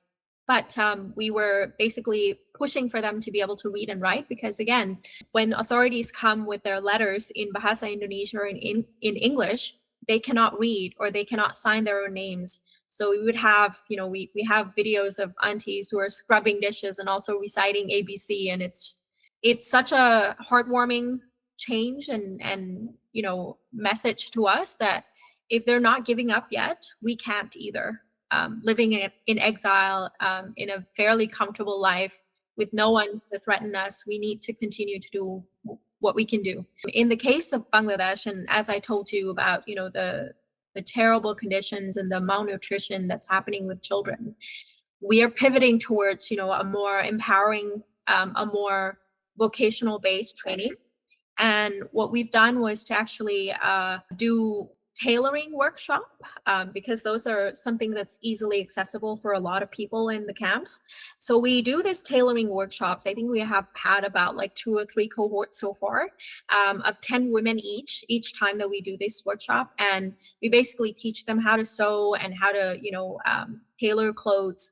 And basically at the end of the workshop, we give those sewing machines to that they own from now on. And a lot of these women were able to become fairly self-sufficient right away, because they now are independent. They are able to make their own money, because Bangladesh still to this day are not allowing Rohingya to have access to employment legally. So they did whatever they could in the camps and tailor clothes and make money. And this group of women are basically inherently shielded from all of these funding cuts and are able to actually feed their children. So we're trying to find ways to actually challenge these economic restraints that people have to face, and moving away from reliance and dependency on aid completely. And that's the model that we go about trying to implement all the time and across the region wherever we can. So basically what you're trying to do is the Rohingya Maifuiner network is basically trying to increase self-sufficiency within the Rohingya community. Understood. Yeah. I got a couple more questions for you. And then after that, however long you want to stay, or if up to you. I mean, this is it's off. We're going to talk about a little bit lighter stuff. What are some of the most favorite things you have about like Rohingya culture? Like, what are some of the things that you could like, the food, the language? I've been doing a little bit of research on Rohingya language as well, and you guys have your own script as well, Hanifi Rohingya, which I thought was very cool. Yeah. You guys like is very cool. Like I've been studying a little bit about Rohingya culture, so I don't know much about it, but the stuff that I have learned is very cool. So if you could let us in on that a little bit, just give us a window into the culture, that'd be fantastic. So I'd love to talk about my children's book, not because I'm trying to patronize you guys, but Yeah, I mean, even if you were openly plugging it, you've earned it. So even if you were shamelessly plugging it, you earned it. So. No, it's really because that was because it was like the favorite part of our community that I really, really like. And I didn't have the, fortunate opportunity to be there to witness it happening. But apart from our genocide and our suffering and all of these things that we have to, put up with, and the various forces that are trying to eliminate us from this earth. The Rohingya culture is a collective culture, and we are a very, very tight-knit community prior to all of these destructions. And the favorite thing that I wrote down in the book was, and it's written in a way to be friendly with children, but if you ever want to check out the book, please feel free. It's called Hafsa and the Magical Ring, and I'll type it in the chat. Basically, it talks about two things. It's about a folklore of something similar to the King Midas touch. So basically, a ring that can grant wishes, and that's part of a very, very specific folklore in the Rohingya community. And this king basically had a ring that can grant wishes, and one day, he lost it, and blah blah blah blah. And a poor, a farmer's son got it, and he used it for good. And it's basically to teach people that charity is important and community care is important. But apart from that folklore, my favorite thing in the Rohingya community is that in our culture, we do a lot of textile. Our community is a community of artists, artisan, and poets. So artisan in the Rohingya sense, we make a lot of our own clothes. We make a lot of the necessity in life with our hands. And one of the things that we have to constantly make is a mat, because again, in rural farming community, in our in an agrarian society like Rohingya, we don't really have a need for a sofa or very, very lavish lifestyle that we have in North America or the rest of the world. People sit on mats, and people use natural materials to make containers or to make the wall of their houses. And I mean, it's not the most comfortable, but it's something that worked so far. So the materials that people would use to make these mats actually exist everywhere in Arakan, and it's a very, very common plant. It's called screw pine. It's in the pandan leaf family, but it has spikes on the outside of it if you want to research the picture. So there is a little bit of preparation that you need to do, but because the plants are so abundant everywhere, our ancestors have found a way to excuse me, to basically make a use of it. And this process of making mats and making necessity, making containers, making various different things in the household out of this plant is actually a communal process. So it's not just one family making mats or weaving this for themselves. The entire neighborhood will come together for this occasion. Mm-hmm. And this happened every few months because, these materials degrade, they biodegrade. Right. Over a few months, over a few weeks. And so this is a constant thing that we do for each other. And it basically is a weaving for this family to have, their belongings, to have their bare necessity met. And at the same time, it also weaves the community together in a figurative sense. And that's like my most favorite thing in the world, because it shows the core of the Rohingya community that, throughout genocide, throughout so many different waves of violence, throughout, colonial era, we still remain kind, generous group of people. I remember when my mom talked about, our food, and of course, Rohingya food is my favorite. It's a mix between South Asian food and Southeast Asian food. It's like in between. right smack in the middle. It's not too spicy. It's also not like East Asian. It's not like completely void of all spice like the Western food either. So it's like right in the middle, and I think it bears a lot of similarity to I think probably Tamil food. Our biryani is very, very close. I've tried some Tamil biryani in Yep. Europe, and I really, really loved it. It's very Yep. spicy, it's wonderful. But yeah, the food, this aspect of the food is also another communal thing that we do. When someone actually, slaughter a cow or slaughter a goat, and we, get a lot of meat, we don't just feed ourselves and leave, the rest of the community. Sometimes a lot of these are not even occasions or, special occasions. It's because we slaughter this cow. Okay, let's call the entire neighborhood to come eat at our house. And Hmm. that's a very, very common practice, that we feed our neighbors. We take care of our neighbors as if they're our families. And to see genocide robbing this from us, and me specifically, because I've had to leave, I've not gone back to my country for 30 years now. It's so sad that I think I'm sad for myself, but also sad for the world that we really didn't get to know Rohingya much more than, this victimized lens. We're so much more than that. We're so Yeah. much more than genocide that has been, perpetrated against us. Yeah. It's a very beautiful culture, incredibly beautiful culture. So I guess my final question for you is, it's a mix of two questions, so we'll take it piecemeal. The first part of the question is, I guess the best way of phrasing it is, why do you think the atrocities committed against the Rohingya, the genocide committed against the Rohingya people, why do you think it's only stuck as the Facebook genocide, and really not much has been? It hasn't really entered, any news cycle since then, and no one's really been talking about it since then. So I guess that's the first part of my question. And then the second part of that question is, what can I do? What can my audience do to, aside from talking about this, obviously, what can we do to help? What can we do to aid your people? For the first question, I think it's fairly simple, but also very complicated at the same time. I think the Rohingya are not part of the public consciousness to begin with. So when, 2017 came, it was a huge, I wouldn't say it was huge, sorry, that's a mischaracterization. It was in the news cycle for a while because of how incredulous it was, for a Buddhist country, supposedly peaceful religion, blah blah blah, to have committed genocide against Rohingya. But that doesn't mean anything. We I, all know. as a Tamil person, I know that.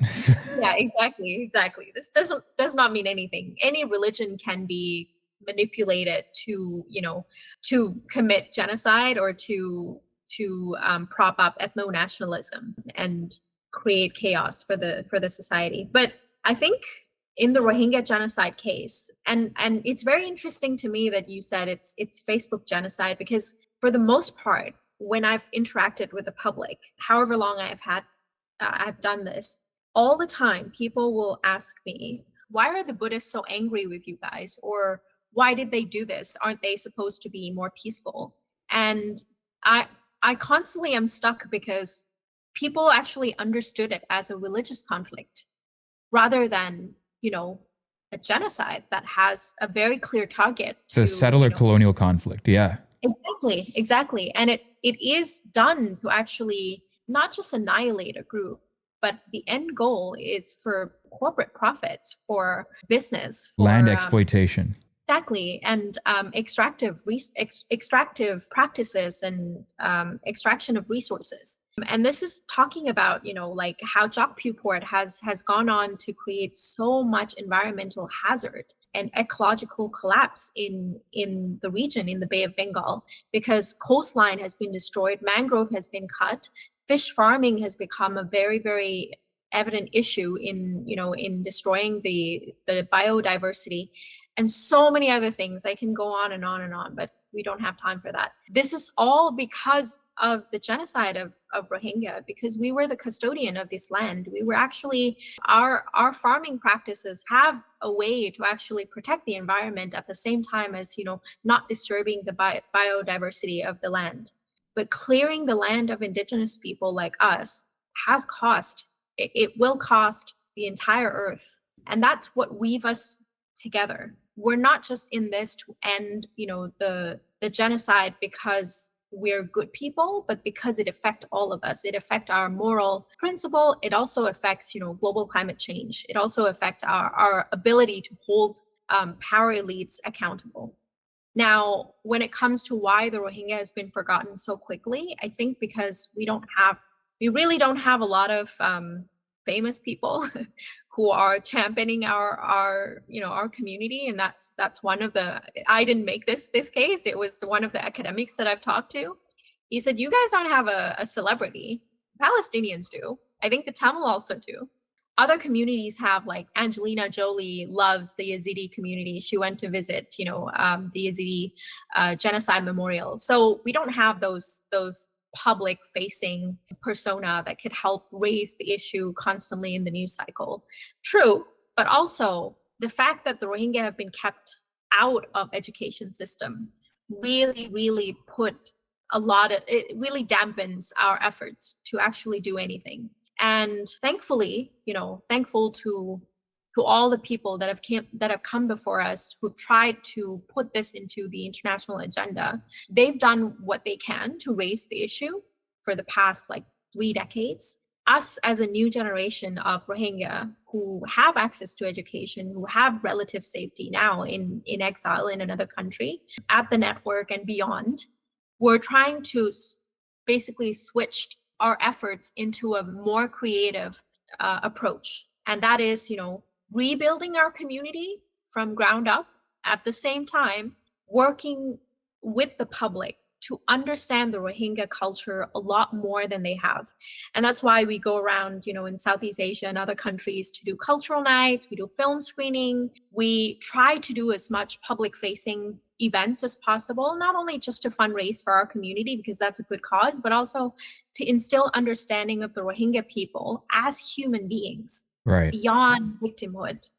And that's how we're trying to overturn some of these ignorance, neglect, and amnesia that the world has. It's a very small effort, but I think, coming into your last question, what all of you could do is I think the best thing you could do for now to support us is actually to go and follow our page on Instagram, and I can type that in. It's Rohingya Women Collaborative.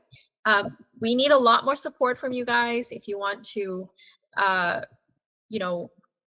leave a comment. We will post serious things, educational, slides and infographics and whatnot. We also like to poke fun at haters and, people who are pro-genocide by, creating memes and make fun of them using Reels and TikToks. We also have a TikTok page as well with the same name. And we're slowly trying to instill in the public consciousness that Rohingya are just people, and we're deserving of protection, love, and care just as much.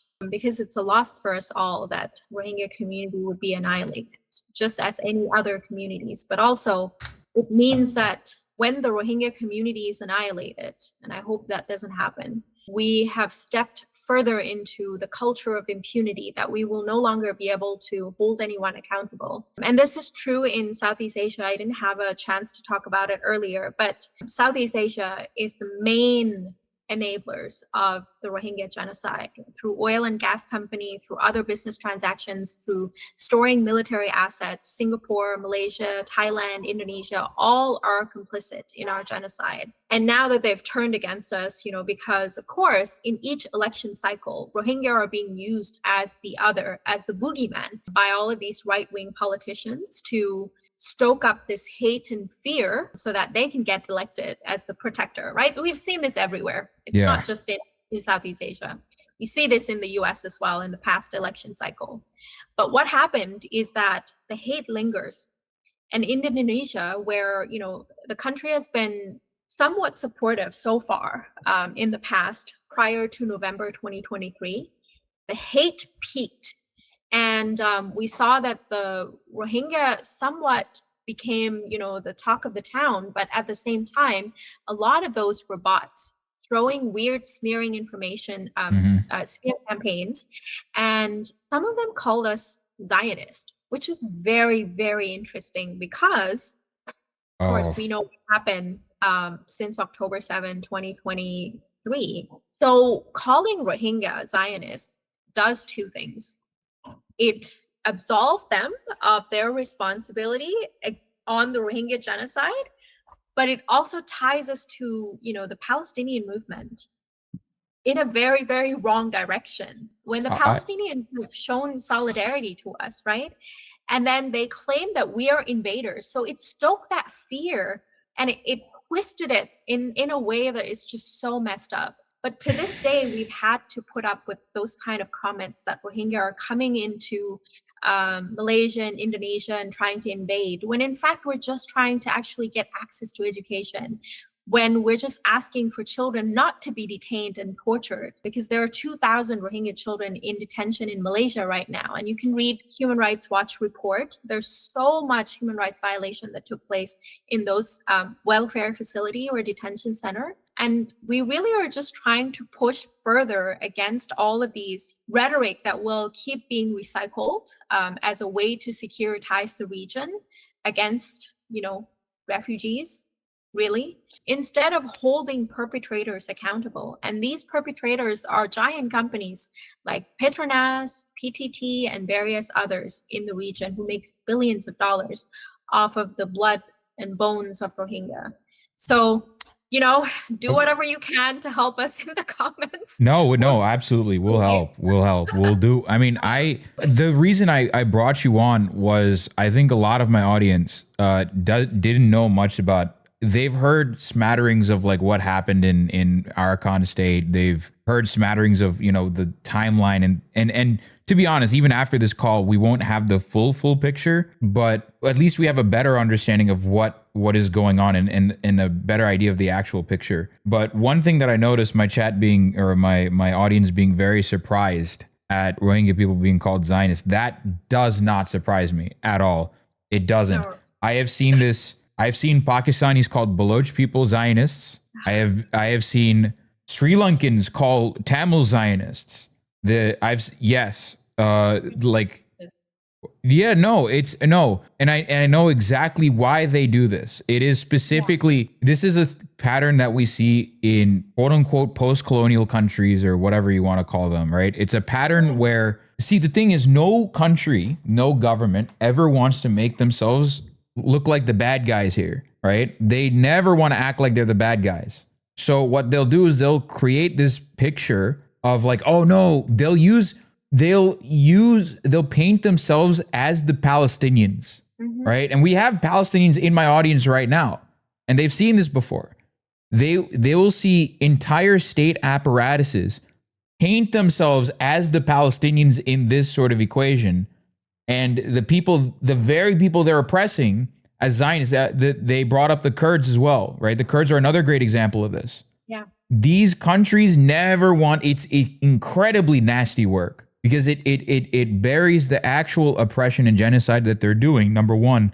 But it also is a extremely gross attempt to get basically people that are normally progressives on their side. To basically, it's the people that would otherwise be very clued in on the atrocities that they're committing to basically look the other way. It's an extremely gross propaganda tactic. It is one of the things that it's one of the things that angers me the most about these countries. And it's twisting and weaponizing solidarity towards Palestinian in a very, very wrong way. And exactly. Placing, where our efforts should go, which is collective liberation, right? The Palestinians deserve to have their land back. So does the Rohingya, so does the Tamil, and so does so many other genocide survivors and mass atrocity survivor. But in the same vein, when these are tactics that are used by the right-wing nationalist government, which is the propensity that we're seeing the world, the global politics pivoting to, we're also seeing that the local issues are also being ignored when the country somehow becomes so loud about being pro-Palestine.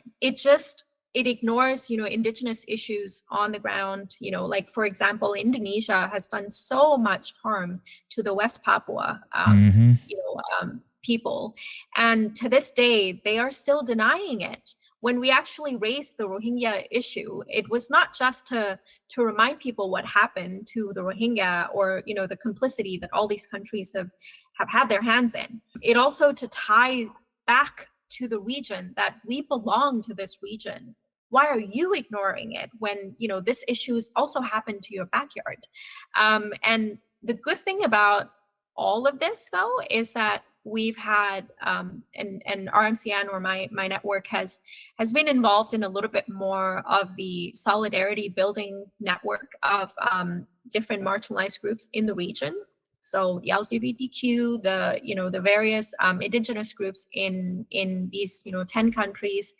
We visited Timor-Leste last year, so we had a lot of heart-to-heart with the Timorese, and we also had a chat with the West Papuan, and they're like the first people to extend their solidarity and said that, sister, I understand that you guys are going through a lot of bouts of propaganda, that you're being called Zionist, and it is, I think, the most touching thing that I could ever experience is the reality that we have such a common issue, but also a way out is that we all get liberated from all of these, settler colonialism, capitalist patriarchy, whatever you want to name it. It's the systemic issues that we're all dealing with that we need to liberate ourselves from. So please support us in whatever way you can. If you have a little bit of extra income that you'd like to donate to our community, please feel free to use that fundraising site. If you ever have any question about the Rohingya, feel free to reach out. We are always, accessible by DMs at our network. And I hope that you continue to support us long term and not just today. And really hoping that we can have more conversation like this. But hopefully, next time we will have more good news for you. No, I mean, again, always from a Tamil person to a Rohingya person, solidarity forever, 100%. We always got your back. Thank you. Likewise. I don't know if you have to go now. If you want, we can take some questions from the audience, or if you have to go, I'll let you go. Sure. No worries. We can take some questions. Sure. One person I remember, I think it was, they asked, do you have any particular religious practices? Do Rohingya people have any particular religious practices specific to Rohingya that are not present in other Muslim majority ethnic groups, anything like that? I don't think so. I think we're fairly similar to other Sunni Muslim. The only thing is that we go by the school of thoughts that's called Hanafi school of thought. That's about it. I don't think that we have anything that's particularly different. Our culture is a mix between South Asian and Southeast Asian culture. So it's right in the middle, like food. And so we belong to sort of both categories when it comes to, if you want to think about phenotype, maybe if you that gets into race science a little bit, which I'm not a big fan of. I'm not a fan either, but that's what people try to categorize us prior to this, and that's how the military junta has gained their support and saying oh my God, they phenotypically look like the Bengalis, and that's another. Well, the thing is, from my perspective, right? I've always considered Myanmar just Myanmar as a whole, even though they're not exactly, even though they're, for all intents and purposes at this point, they're Southeast Asia, right? You guys are in Southeast Asia for the most part. Both Myanmar and the rest of South Asia actually have a shared history. We're in a weird sense, you guys are also part of the South Asian family as well, right? Not just Rohingya people, but Burmese people, Bamar people. There are ethnic groups across there are Kuki Chin people on the other side of the border in Myanmar. You have Mizo people on the other side of the border. You have Naga people out on the Myanmar side of the border, right? There's always these borders between India, Pakistan, Bangladesh, Nepal, Myanmar. These countries didn't exist 500 years ago. Exactly. They were just people living in various different kingdoms that were going across each other. There's always been sort of communication between from Afghanistan all the way to Southeast Asia. There's always been some sort of Iran all the way to Southeast Asia, right? There's always been some sort of communication, right? So this idea of that, people are fundamentally different across a border is ridiculous. Is a complete not, and the fact that Rohingya people and Rakhine people are fundamentally different people has always been an absurd idea to me. You're right next to each other. You have been with each other for hundreds of years. That does it. It's very stupid, right? It is. And I think that ethno-nationalists or Buddhist nationalists in our country really didn't think that far. But they also did, because they imposed this marriage law where they don't allow their women, and this is the specific usage of women. This is Uttar Pradesh, what you're describing here. This is the Indian state of Uttar Pradesh, by the way. Uttar Pradesh has a law in the books that is an anti-miscegenation law. Right. So, like, basically in Uttar Pradesh, they don't explicitly state it, but it is an anti-love jihad law. So basically the idea is, if you can basically directly go to the police, it is a mechanism on the books that you can go to the police and you can accuse any random Muslim dude in Uttar Pradesh of engaging in love jihad, of trying to basically, sway quote unquote Hindu women into becoming, Muslim by marrying them, right? And so there's a law on the books to prevent that. I'm guessing in Myanmar, it's a lot more explicit, saying, no, you cannot marry, you cannot, like, Buddhist women cannot marry Muslim women, end of story. Yeah. And that's how it goes. These are policy and practices that came out throughout, since the 60s all the way throughout today, all the way to today. And it's the marriage laws specifically forbid that Buddhist women or any other women cannot marry the Bengalis or Muslims, but it specifically target the Rohingya community. It's also like a population control tactic, right? So I think that South and Southeast Asia are very, very similar in a lot of ways, but our entire language is built on Pali and Sanskrit script. So there's no way of denying the influence. But the funny thing about the nationalist Buddhist in our country is that they always tend to deny their connection to the Kala, or like the perceived brown people, even though they themselves are brown, and they want to completely cut the ties. And I'm like, your religion comes from Sri Lanka. I'm sorry. India originally, but yeah. I mean, Buddhism, I think, started in Sri Lanka, no? No, it started in Nepal, India, and then it went to Sri Lanka. So at that point in time, it was a long time ago, but the region we now call Bengal used to be Buddhist, right? Yeah. Bengal, Bihar used to be Buddhist. So some time ago, when Bengal and that region was Buddhist, there was a group of people that came to Sri Lanka at some point. And then those people intermixed with the people. And then over the centuries, a lot of people from South India, Tamil Nadu, Kerala, Karnataka, so on and so forth, they also went to Sri Lanka, mixed with the people. And these people are who we now call the Sinhalese, right? They're the Sinhala people now, right? Right. But again, in the same vein that you're describing, where Burmese Buddhist nationalists will do everything they can to deny any sort of connection to India, it's the same thing with Sinhalese Buddhist nationalists. They do everything they can to basically deny any form of connection with India. They have said, no, we used to be, we are Bengalis, Bengali Aryans at some point, and the Tamils are, non-Aryan Dravidian people. And so we had this glorious Aryan, and I mean in the Hitlerian sense, by the way, we had this glorious Aryan civilization 3,000 years ago, and it was the Tamils that came and invaded and destroyed our civilization. That's their mythology. The truth is that the Elam Tamils that live on that island, they're the very same people that have been there for 3,000 years. They just became Tamil at some point. They adopted the Tamil culture at some point. Same people have been on that island for centuries, right? Yeah. On millennia at that point. They just became Tamil at some point.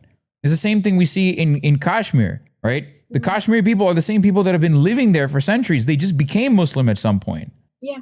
It's the same thing. So there's this weird connection to basically deny any sort of influence from any other. It's this quest to create a very pure nation, which is complete nonsense. It's bullshit.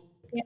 This purity test is always going to kind of turn back on its own self. And I'm seeing it. I'm seeing it in the debates that we have among, quote unquote, like the civil society communities in Burma, Myanmar. I don't know. I think nationalism, or like ethno-nationalism in this case, is so prevalent in our country because ethnic groups, and this is another aspect of the Rohingya struggle. We're not just struggling from genocide because it's profitable for corporate greed, but also it's because if you don't have ethnic nationality status in the country, you don't have power to negotiate for your place in the country. And that's a deliberate attempt from the military junta to actually strip not just our citizenship, because citizenship is not the question here. Ethnic nationality or the indigeneity is in question. And that's why they've tried to classify us as the outsider, changing our citizenship to white card, to red card, to scrutiny card, to now national verification card, which asks us where we migrated from, another country, basically, even though our ancestors have been here for like centuries. This is all a tactic to strip us off of this indigeneity. And the military has an arbitrary date. I think it was 1812, which was their year of proving this, an arbitrary date that they picked somewhere in the history, to showcase whether or not you're from here. And it's like, well, we've been here before that, my love. I mean, India is doing the same thing. That's what CAA NRC is. That's what the laws are. It's literally like you have to prove like 3-4 generations of indigeneity if you're Muslim, right? You have to prove like it's the same thing. It's the same exact thing. It's the same exact nationalist narrative. The Indian government actually took that note from the Burmese government. Really? Yeah, because ours happened first, and it was very clear. I think there was like some pieces written about it, that a lot of the Muslims in India were actually being forced, and I think it was implemented in Assam first, right? In Assam. Yes. Yeah. Yep. So that was very much like a few years after the Rohingya had to deal with the national verification card, and it's just a tactic to ensure that you don't have claim to your ancestral homeland or your roots. And it all comes down to just trying to prove this purity. The military junta, the word Tatmadaw itself means royalty or king. They're trying from the very get-go, they're trying to rule the country. They're trying to purify this country into a Buddhist paradise or whatever they're thinking of. But it in the end, just a product or a pathway for them to actually create economic opportunities for themselves. Just to go back to the question that was asked, when it comes to the Rohingya religious practice, we were actually Hindu before we became Muslim in the 7th or 8th century. And I think one of the stories that was written or there are still Rohingya Hindus and Rohingya Christians, right? Yes. Okay. Very, very small numbers. Very small. I think about like 95% of Rohingya are actually Muslim. But yeah, there are some Hindus and there are some Christian, more so now. And there are really like triple persecuted because of their religion and various other factors as well. And it's not the best scenario for them right now. So a lot of them are in exile. But anyway, we can talk about that in a little bit. But I wanted to point to one part of the history that is very ironic now. In hindsight, the Rohingya prior to this time, didn't call themselves Rohingya. I think in the 6th or 7th century, when Islam came, when the Muslim merchants came, they sailed to so many different part of the regions, right? And during that one boatload that carried products and merchandise, it basically I think the ship got wrecked throughout that journey, and the shipwreck happened close to like an island. I forgot the name, but it's an island near the coastline of Arakan State. And the Rohingya came to the rescue of these Arab and Persian merchants. And the Arabs, who at that time I think was the Moors, they, finally got rescued, and they came onto the shore, and of course they mingled, and whatever they could do, they kind of mingled with the locals. They started to call our people, and they note this down in their historical record. They call us the people of Rahma, or the people of mercy, because they said, these are the people who helped us, rescued us from this shipwreck, because we've come by boat. And the term Rahma itself became the root word for the term Rohingya in the future. And so we were known as people of Rahma, rescuing people who came by boat and had shipwrecks. Today, the Rohingya are the ones on board the boats and needing the rescuing by other Muslims and by other people, in Southeast Asia and in South Asia. But we could not find the same mercy that we've given to the world, through no fault of your own. It's just the world is an incredibly cruel place, and unfortunately, we don't live in a world where we don't live in a post-capitalist society where people are prioritized over profits. We just don't live in that sort of society. Yeah.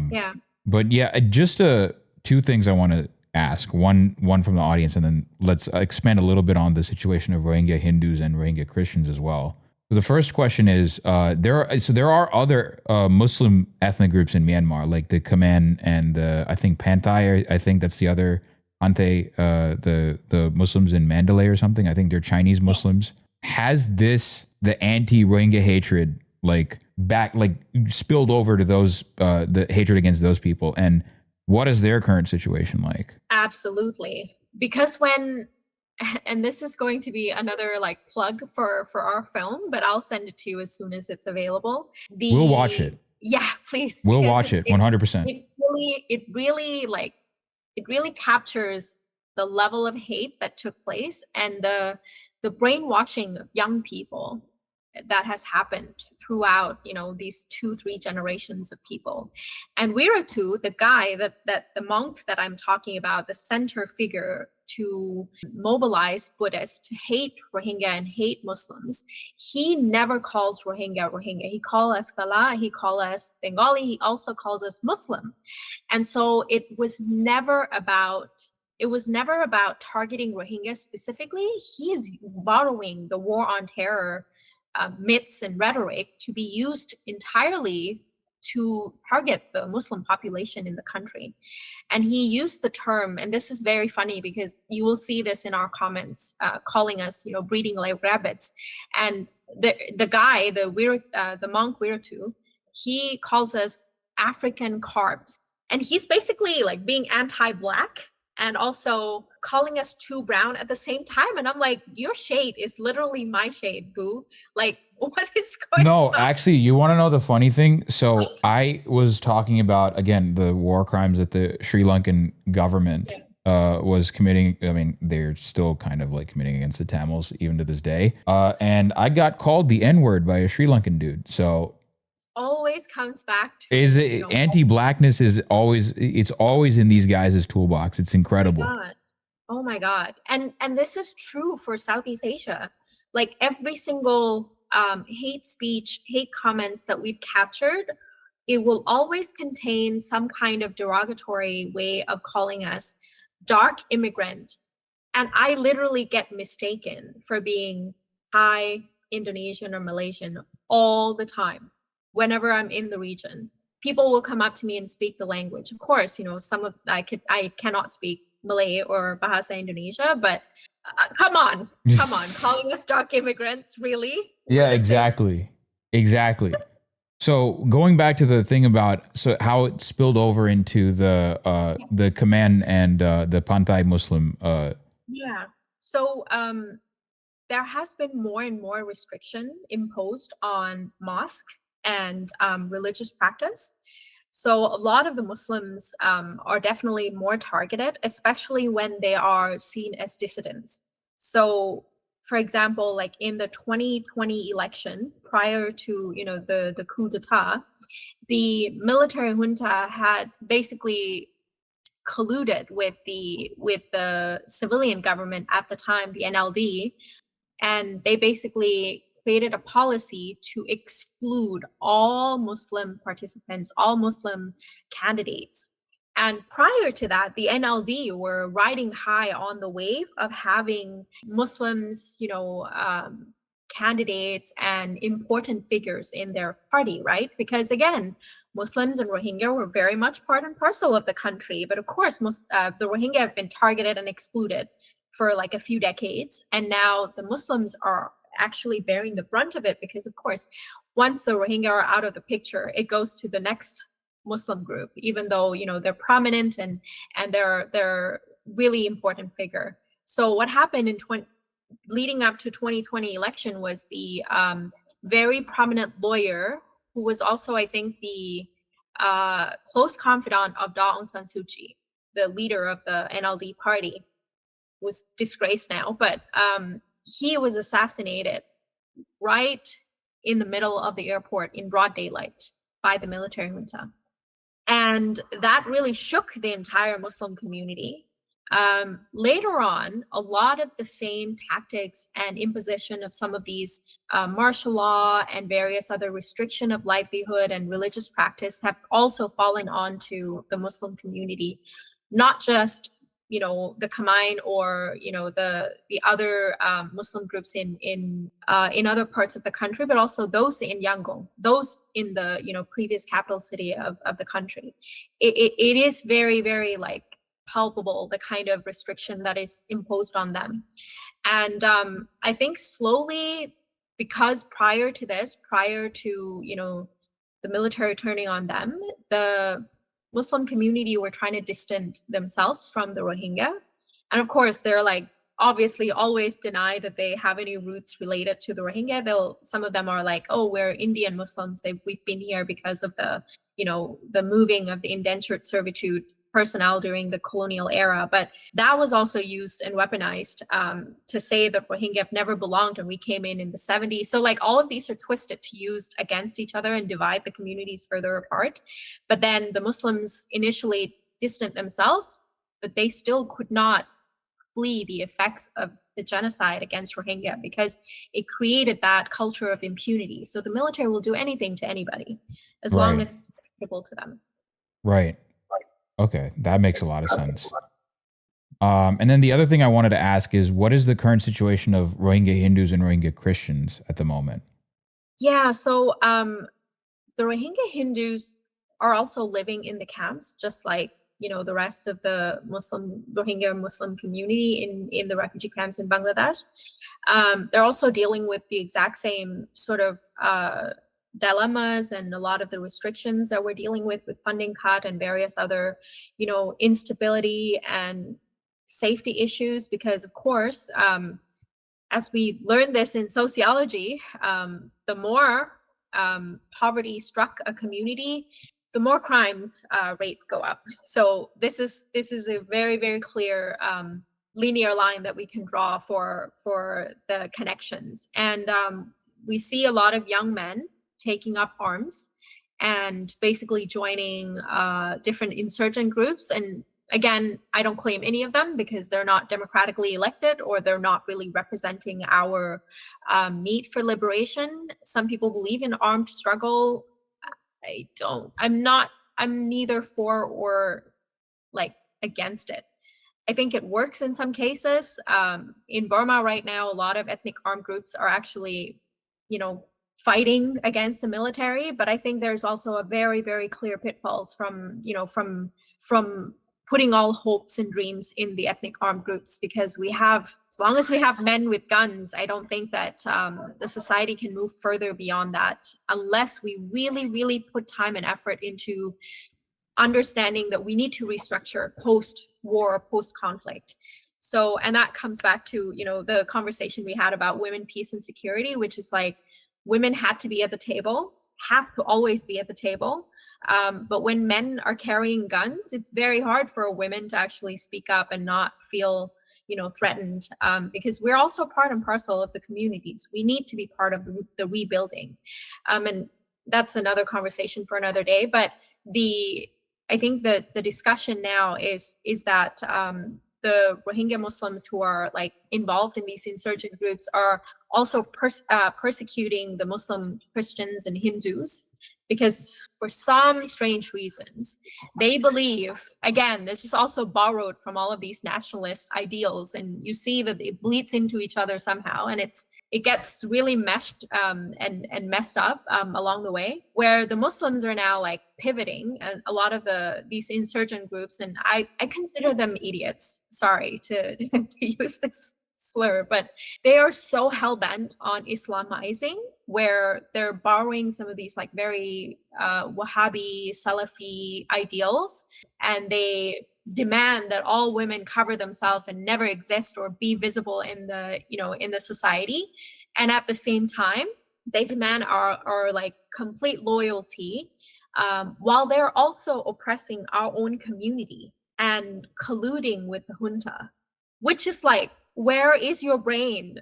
Why would you do that? Out of all things, you are collaborating with our perpetrators. So that's why I say that I don't claim them. They seem to have emerged somewhere from Pakistan, you know, out of these madrasa, who's also, of course, have gone on to create problems for Afghanistan, you know, with the Taliban. And I think like we can talk a lot about like the madrasa system that really created a lot of these like freedom fighters. Mujahideen. Yeah, Mujahideen.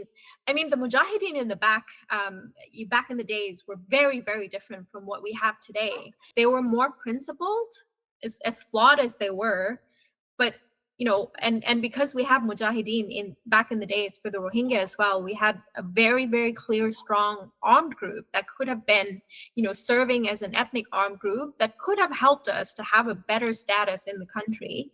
But they were actually quelled and destroyed by, you know, the internal struggles and internal disputes within the community.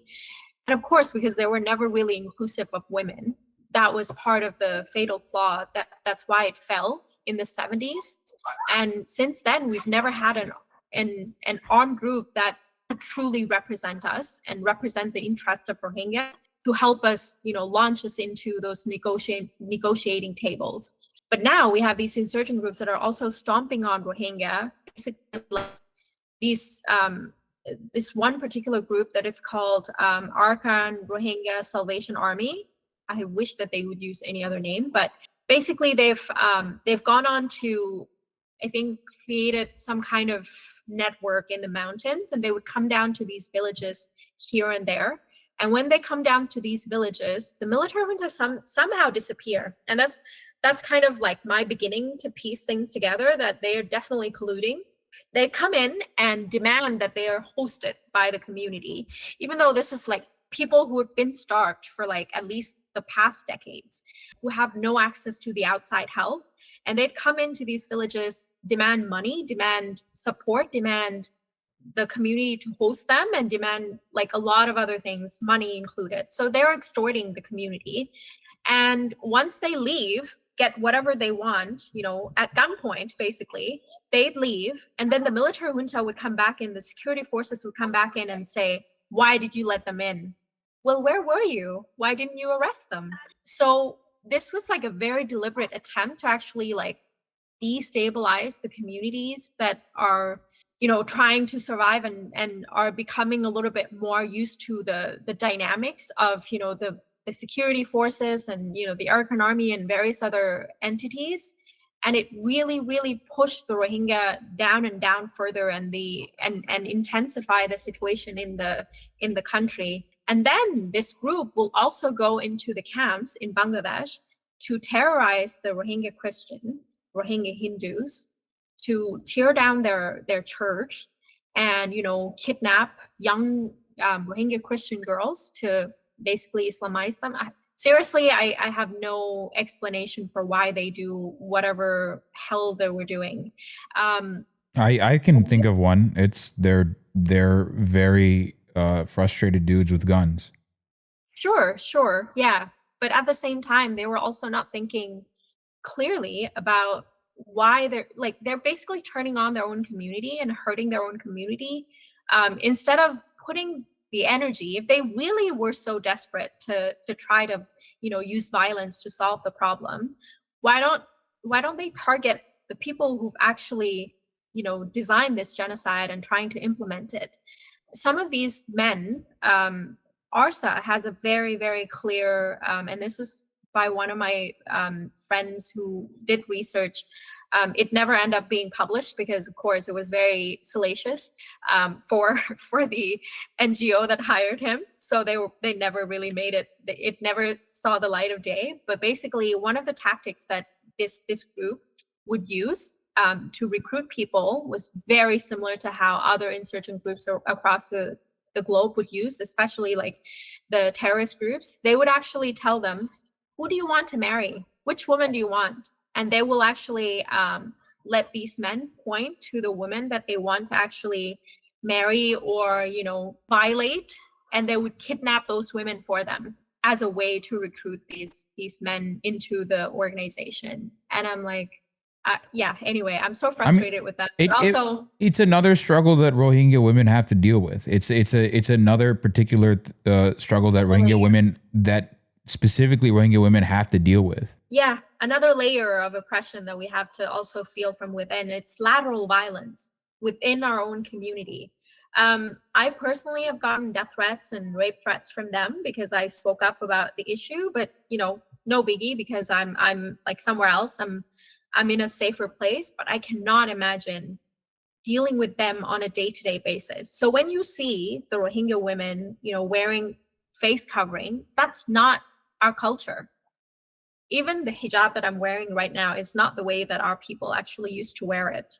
We wear it a lot more loosely, but because of these constant violations, constant threats of rape and sexual violence, women have had to basically make themselves become invisible, even in the public eye, because, otherwise they get targeted like this. And that becomes such a weird obsession for a lot of people in the West too, because they're like, are Rohingya very, very religious? Yeah, we are religious in a way that everyone is religious, but it is because somehow this face covering has become a protection mechanism because no one else will protect them, even their own community. That's bloody heartbreaking. That's extremely heartbreaking. So what is the end goal? Is it to basically have everyone come back to the homeland? Is that and have them be a part of the Myanmar nation building process? Is that it? Absolutely. Yeah, that's I think that's what majority of the Rohingya believe and want to happen. We all want to go back home, and that's been like a very resounding answer whenever we ask the community, especially those in Bangladesh, because these are like fairly recent, new arrivals, if you can call 8 years new.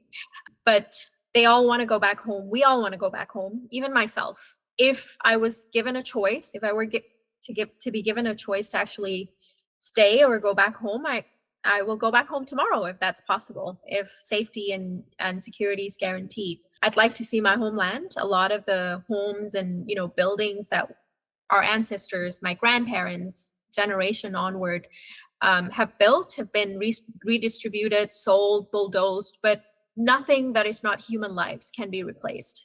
Okay. It's okay. Understood. And there's no demand for like a separate Arakan state. It's we want nothing like that. You want to be part of the overall fabric of Myanmar. We want that reinstitute, actually, because I think the historical revision that the military junta has done and the Buddhist nationalist groups have done had really caused this wide amnesia in the country, that we were very much part and parcel of getting the country to become independent of the British rule. We also were the first group of people, and I will type a website for you to also check out. This one has all the photos and archives of Rohingya history with not a lot of explanation, but it's a very, very important historical tool, I would say. And it's called Ekkale. Ekkale just means once upon a time in our language. This one has all the photos from previously. It also has a lot of records of our armed struggle. And the armed struggle that was also in collaboration with the British Army during the time of imperial Japanese forces coming in to try to colonize the Southeast Asia. And the Rohingya were successful at helping driving out the Japanese imperialist force out of Southeast Asia. And it actually created the domino effects for the rest of Southeast Asia to be able to drive out the Japanese. And that's not just our contribution to Burma, Myanmar. It's a contribution to the entire region. Mhm. And that's forgotten. That's forgotten completely. This was written by Irwin, I think I forgot his last name, but it was one of the military personnel. Thankfully, he had the mind to actually write it down in his diary, and it was published years later. The person who curated this website, Greg Constantine, shout out to him. He tracked down the family member of this military personnel, the British military, and talked to him, and actually got another set of diaries that were never published that talked about how much the Rohingya have supported him throughout this process of trying to liberate the region from the Japanese imperialist forces. So even that we don't get to talk about in the country. Nobody is saying thank you, and that's okay. Just maybe not kill us, Yeah. not strip us out of our own homeland. We want to make sure that not only are Rohingya coming back, but we're able to reintegrate in a dignified fashion, Right. to the position that we were. Right.